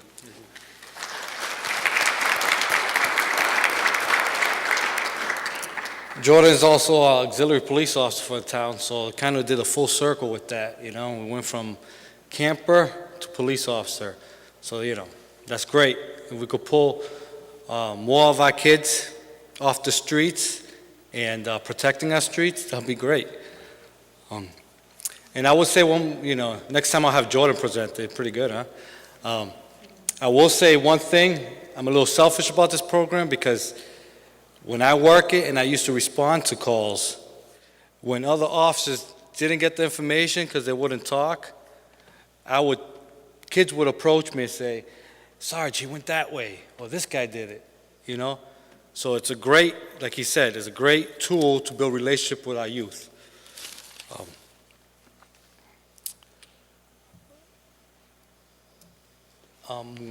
Now that I could touch a little on the badge campaign we're doing to try to raise some money. We're selling badges for $1 for the silver ones, $5 for the gold. And my next page shows you where we're selling it at. So if we could raise some money by you supporting us by buying a badge at these locations, $1. If you want to make rank, you could buy a gold badge and become, a ranking officer. But we'll take the $1, we'll take the $5, we'll take the $50. We'll take whatever you want to give us to make this program go on. These are the locations that, and I'll leave it up there for a few. These are locations you could buy badges at, If you're looking to buy badges, you could come right to the Southbridge Police Department. We have some available, but these other businesses have agreed to sell them for us, and I thank them at this time for doing that for us. And hopefully we could raise enough money to have this program go forward, because as I mentioned earlier, if this program doesn't go forward, I think a lot of resources are lost. It's not just the Cops and Kids program. It's also the Project Bread. It's also those jobs that are supported by Project Bread. It's also those summer counselor jobs, those mentor jobs, the summer help jobs. So there's a lot to it. There's a lot more than just cops playing basketball with kids, because sometimes I hear that, and there's a lot more to that. And if you want to come down and experience, I need chaperones during field trips. I need volunteers. Feel free to come and teach classes. And we'll take you, we'll stick you in the classroom with 40 kids, and you could teach them whatever trade you like. And again, thank you for your time. Hope I didn't take too much of your time. I know you guys are busy people and do a lot, but thank you for this opportunity. Thank you very much.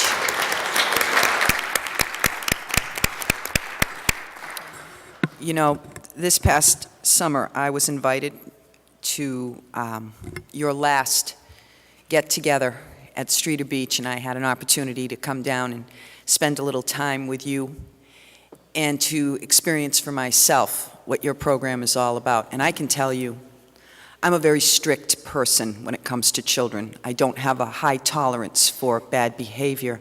I know that you find that hard to believe, but it's true. And I saw nothing but well-mannered kids having the time of their lives. They were respectful. A lot of them approached me, and I asked questions, and they looked me right in the eye and answered me. It was a wonderful experience just to see the way they looked at their counselors and their mentors and Sergeant Dingy. It's obvious that no matter what happens in their lives, they're never going to forget the Cops and Kids. You've made a difference, and as a member of this community, I want to thank you from the bottom of my heart, because there are kids. And listening to two of your former kids, now mentors, who have grown up and become fine, upstanding citizens, I'm sure that that is not in small part to what they came away from with the Cops and Kids. So they're living testimony to what you do.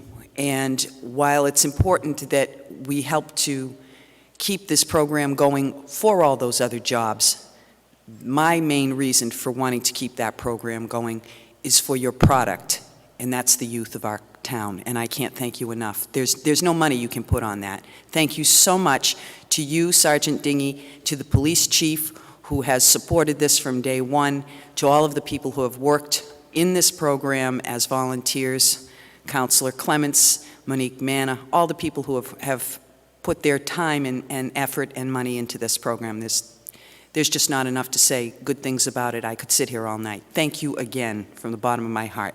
Thank you. Please give generously. It's small dollars for a huge, huge payback. Thank you. Madam Chair? Yes. If I could just add a couple little things. Certainly. As I was listening to since we're working at this diligently, you're going to find perhaps you'll get a letter in the mail. Please give generously.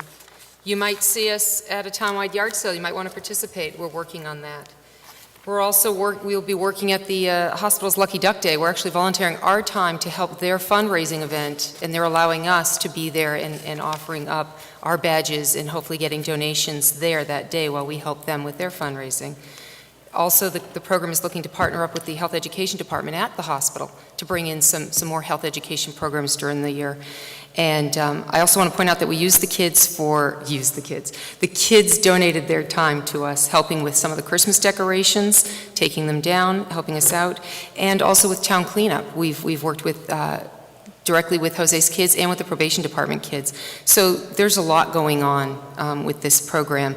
And as you said, perhaps you want to get involved and participate and teach something during the summertime. That'd be wonderful. Your donation is tax deductible. You can write a check. We'll take checks made out to the Town of Southbridge Cops and Kids program.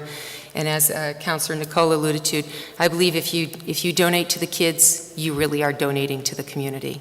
So buy a badge, and thank you. Thank you. Thank you very much. Yes, Counselor.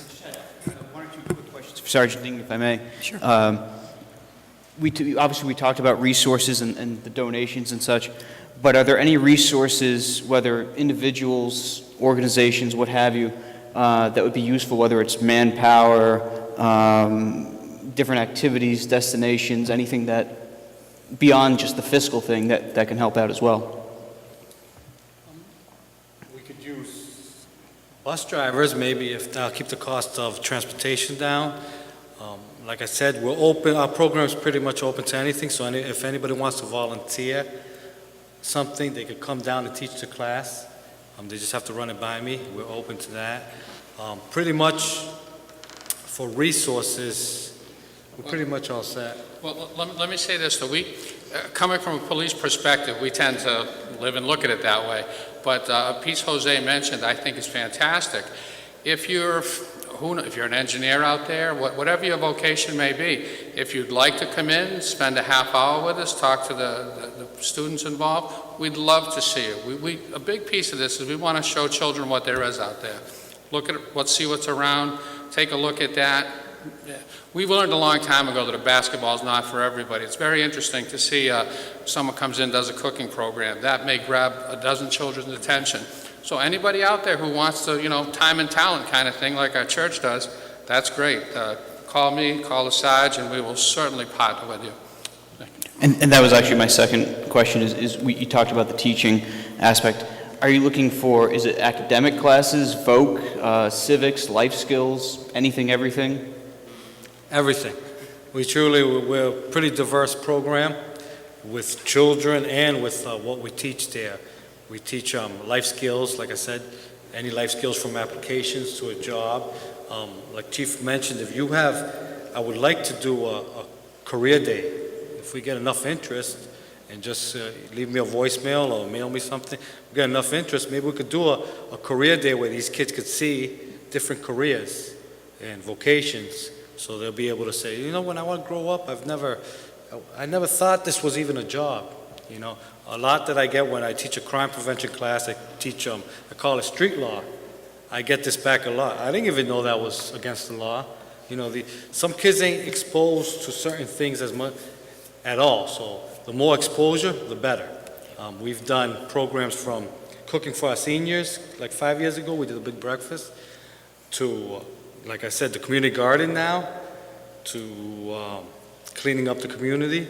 One thing I try to teach these kids is responsibility and giving back to the community. So if you could bring anybody in that could tailor to that, would be great. Thank you. Thank you again. I'm going to move on now to agenda item number 8, which is Citizens Forum. If I have any citizens in the audience wishing to come forward, please state your name and address before you speak. Erin Quinney, 8 Crescent Street, and I am coming on behalf of the Southbridge Elementary PTA to thank everyone who volunteered their time to be readers for Reach Out and Read on March 6th. Congratulations on your promotion.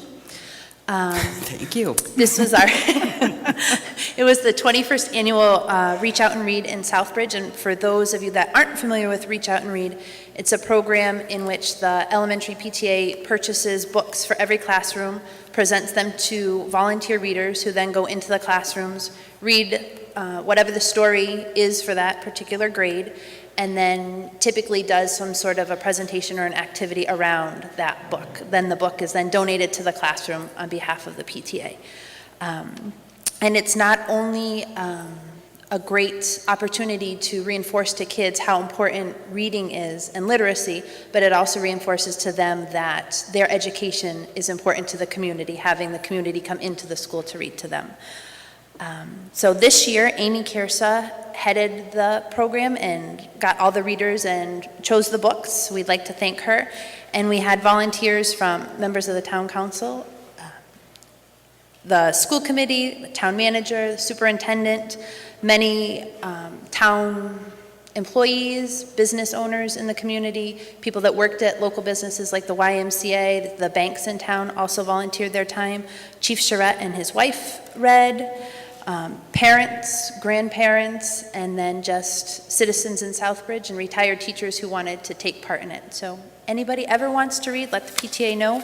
It's an annual event, happens typically in the spring, but we want to thank everybody for volunteering their time and making a difference in the kids. A lot of the classrooms had programs, teachers asked them to write things, presentations, and a lot of kids wrote about that particular experience, which was very nice.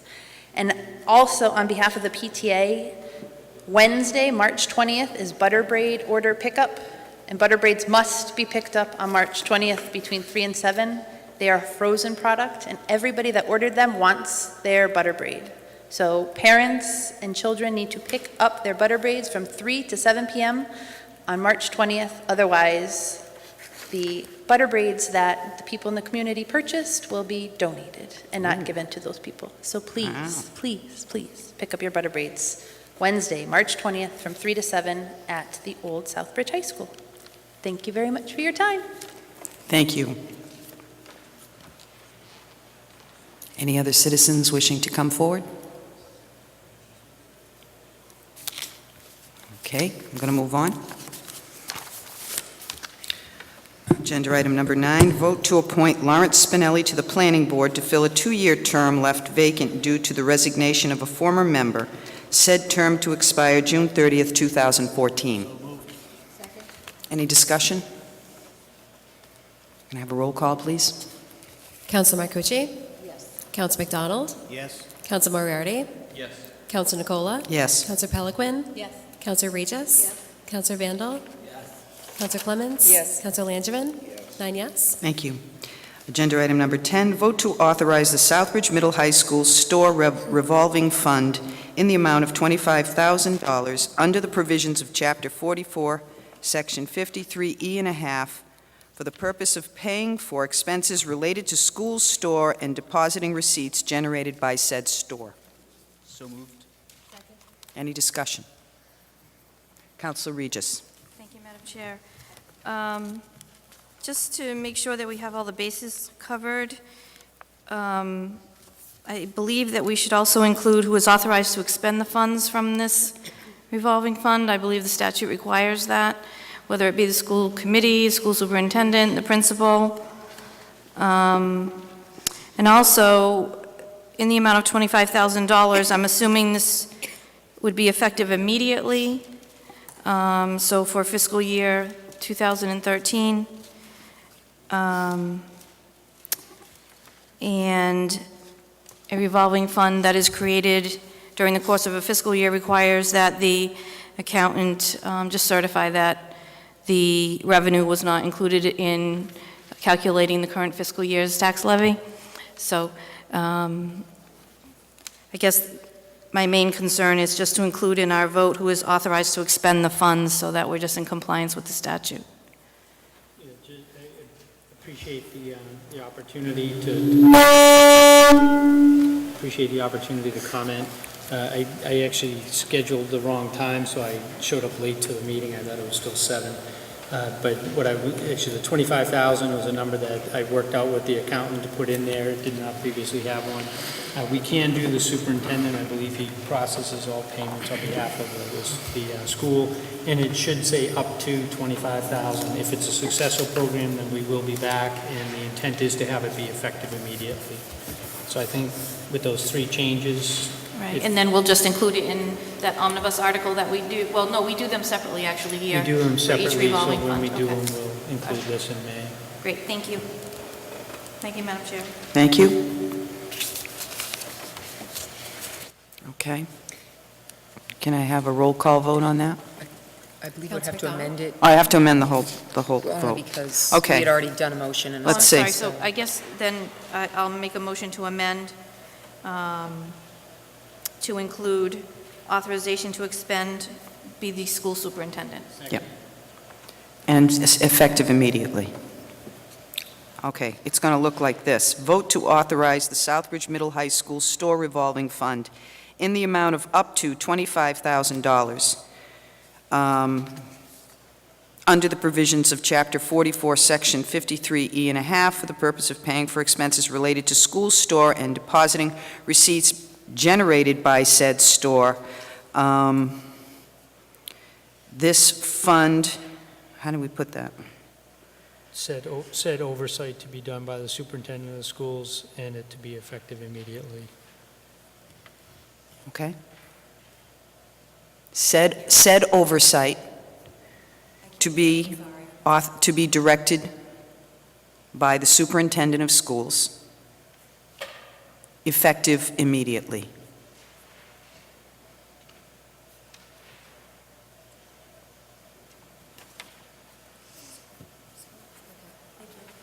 Okay?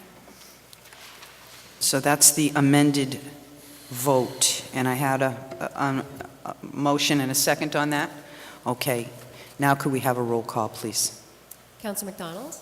Yes. Council Moriarty? Yes.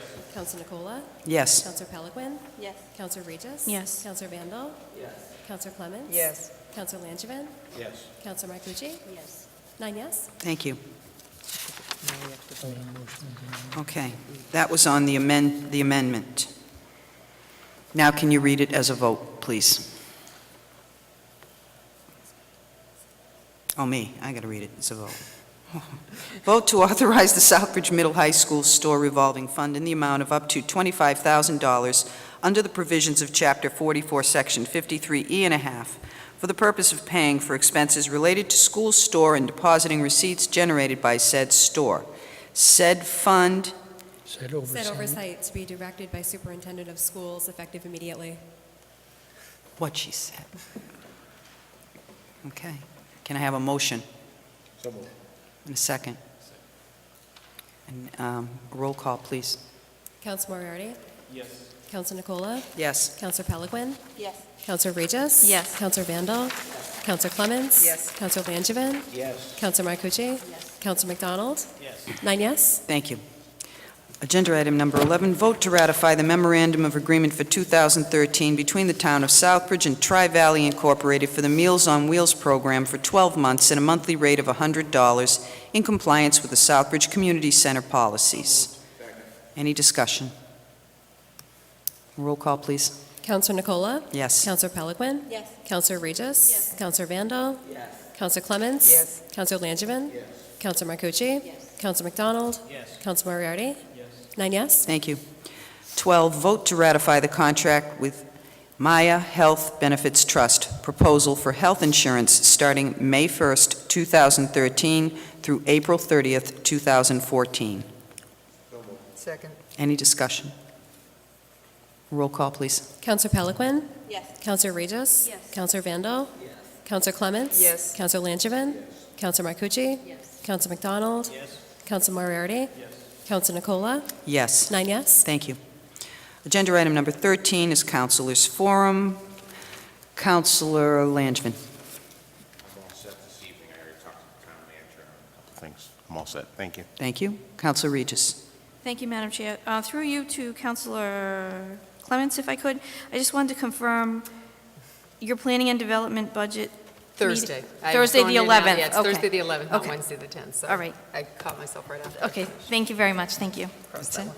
All set. That's it? Yes, thank you. Okay. Councilor Marcucci. I have nothing this evening. Thank you, Madam Chair. Thank you, Councilor. Councilor Peliquin. I have a memo to the council that I wrote that I'd like to give out. I will be as quick as I can. I realize it's been a long meeting. 1, 2, 3, 6. 1, 2,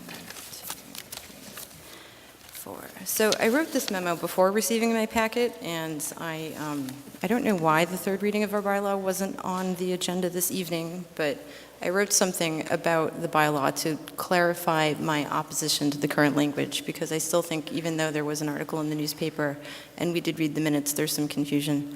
So if you could please indulge me, thank you. So, and I realize the first sentence is incorrect now because this was not on the agenda this evening. So, but this is a memo regarding the proposed amendment to Southbridge Code of Bylaws, Section 7-302.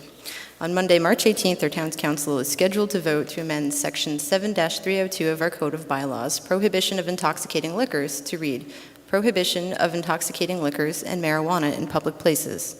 While I support the general concept of a bylaw that prohibits smoking marijuana in public, the specific language of this bylaw amendment is it turns vague, poorly constructed, and overreaching the stated intent of the bylaw.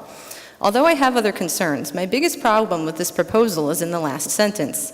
Any person violating this bylaw, and the insertion of the new language, and/or unable to provide identification, and that's the end of the new language, shall be punishable and face fines as provided in Section 1-111 of this code. The addition of the phrase "and/or unable to provide identification" is problematic for a number of reasons. Firstly, the term "and/or" is unreasonably vague, unclear, and confusing construction that is open to an excessive amount of interpretation and has no place in our Code of Bylaws. The word "and" implies it's permissible for a person to violate the bylaw as long as he or she is able to provide identification, while the word "or" effectively indicates that an inability to provide identification is in and of itself a bylaw violation, independent of any other alleged violation of Section 7-302. Secondly, there is no consensus among local officials as to the meaning of the term identification. I've repeatedly asked the town manager, police chief, and other councilors for clarification on this point and have yet to receive a definitive answer. Section 1-103 of our Code of Bylaws, Rules of Construction and Definitions, comprehensively defines over 30 different terms used in the construction of our bylaws. The word identification is not included herein. The word identification in a legislative context could be interpreted to mean a state-issued photo ID, such as a driver's license, medical marijuana patient or caregiver credentials from the Mass Department of Public Health, proof of residence such as a utility bill, or a simple verbal identification. This is a huge problem in terms of enforcement of our proposed bylaw. Many people seem to think the term is intended to mean DPH-specified medical marijuana credentials, which, along with the and/or construction, would permit the public consumption of marijuana so long as it's used for medical purposes by a qualifying patient. I'm not comfortable with this prospect. Marijuana smoke is marijuana smoke, independent of where it was sourced and the health status of the person smoking it. Section 7D of the state's new medical marijuana law reads, "Nothing in this law requires any accommodation of smoking medical marijuana in any public place." As such, I believe a stricter interpretation of our bylaw should be followed should our council choose to enact it. Other people indicate that they consider the word to mean a state-issued photo ID such as a driver's license, which, along with the and/or construction, would indicate that the inability to present a state-issued photo ID to a police officer when asked to do so is in and of itself punishable as a 21D violation and subject to a fine, independent of any other bylaw violation. While I acknowledge that I have a much keener interest in civil liberties issues than my fellow councilors, I feel deeply uncomfortable with the implication that our citizens must keep their papers available for police inspection at all times. Last I checked, the town of Southbridge is situated within the United States of America, and it's legal to leave your house in this country without bringing your wallet. Our proposed marijuana bylaw is an amendment to an existing bylaw prohibiting public possession of open containers of alcohol, which has served our community for nearly 38 years without the need for a vague and poorly constructed and/or amendment. I recognize that the public policy shift towards marijuana decriminalization is a deeply controversial issue and an emotional one, but I urge my fellow councilors to approach this challenge with a thoughtful perspective for the implications of our actions. Words are powerful things, particularly in a legislative context. It's bad practice to leave wiggle room for interpretation. We should strive to craft our legislation to be as specific as possible in order to best serve the interests of the people who share our community. And the reason I wrote this memo tonight is because as I go on thinking about this issue and all of the confusion that there seems to be surrounding it, and you know, even at the state level, as we saw this week, the Attorney General overturned 3 towns' bylaws regarding dispensary moratoriums. It's really important to us, particularly in Southbridge, given that we are a town whose bylaws are not reviewed by the Attorney General, to craft legislation that will survive judicial scrutiny, because the only means for a person to challenge a bylaw is to sue the town, because the Attorney General doesn't have jurisdiction. And so I feel like it would behoove us to make sure that it's been vetted by our town attorney at least, and just make sure that we have something that somebody isn't going to sue us over because it's a contravention to the state law. And this is separate from the whole, the civil liberties issue that I mentioned at subcommittee. I mean, this is also something that's important to me, because I'm somebody who loses my wallet all the time. I don't want to live in fear of getting fined by the police if I forgot my wallet one day. But I think that it would really just be in our best interest to make sure that we're not going to be passing a bylaw that is so obviously open to challenge from a legal perspective. So, and thank you. That's it for me tonight, Madam Chair. Thank you, Counselor. Counselor Vandal. This evening, thank you. Okay. Counselor McDonald. Thank you, Madam Chair. I just want to wish everybody be safe for this pending storm, and hopefully hopefully they'll be wrong like they were about the other one, this time in reverse. Thank you, Madam Chair. Thank you. Counselor Moriarty.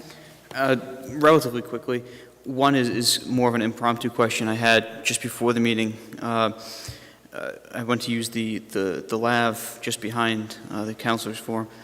Through you to the manager, the council a few months ago had voted to raise and appropriate funds to do a number of things in town hall, and one of which is to make that bathroom basically handicap accessible and ADA compliant, as well as other things and renovations. To the best of my knowledge, all the other renovations on that list have been taken care of, but for the first time that I've used it in several months, that certainly hasn't been touched. I just wanted to see if there was an update or on that. Yeah, I think we actually moved the different offices around and set up the meeting rooms last week or the week before. It's been fairly recent.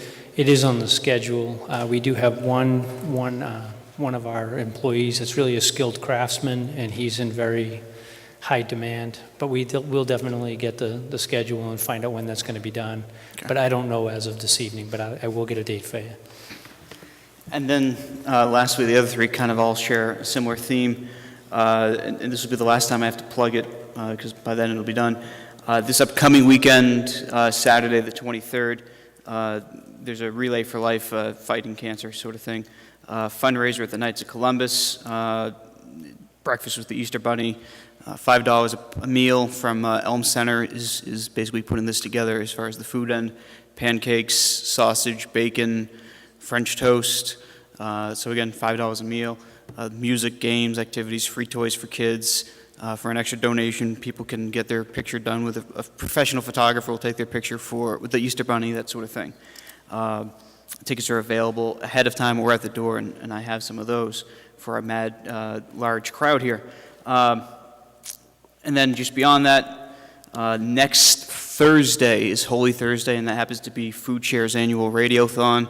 And so just kind of something for people to think of since we won't have a meeting before then. Certainly a lot of people in the community that are at times in need. So that's a great place, whether you're donating food, canned goods, or some money to help them out. And then lastly, again, because we won't have a meeting prior to it, just wanted to wish everyone a happy Easter. Thank you. Thank you, Counselor. Counselor Clements? Thank you, Madam Chair. I just want to, before I finish here, thank my daughter Janelle, who stepped in for me for the Read Day. We had a medical emergency that kept me out of town for that Wednesday. And Janelle, thank you for picking up the slack, reading the book, and I'm sure making the kids very happy over there at Eastwood Road School. Just make sure I get that in. Thank you. Next meeting date, Monday, April 8th, 7 o'clock here in Council Chambers. Okay. And adjournment? All in favor? Thank you, and have a wonderful Easter. Good night.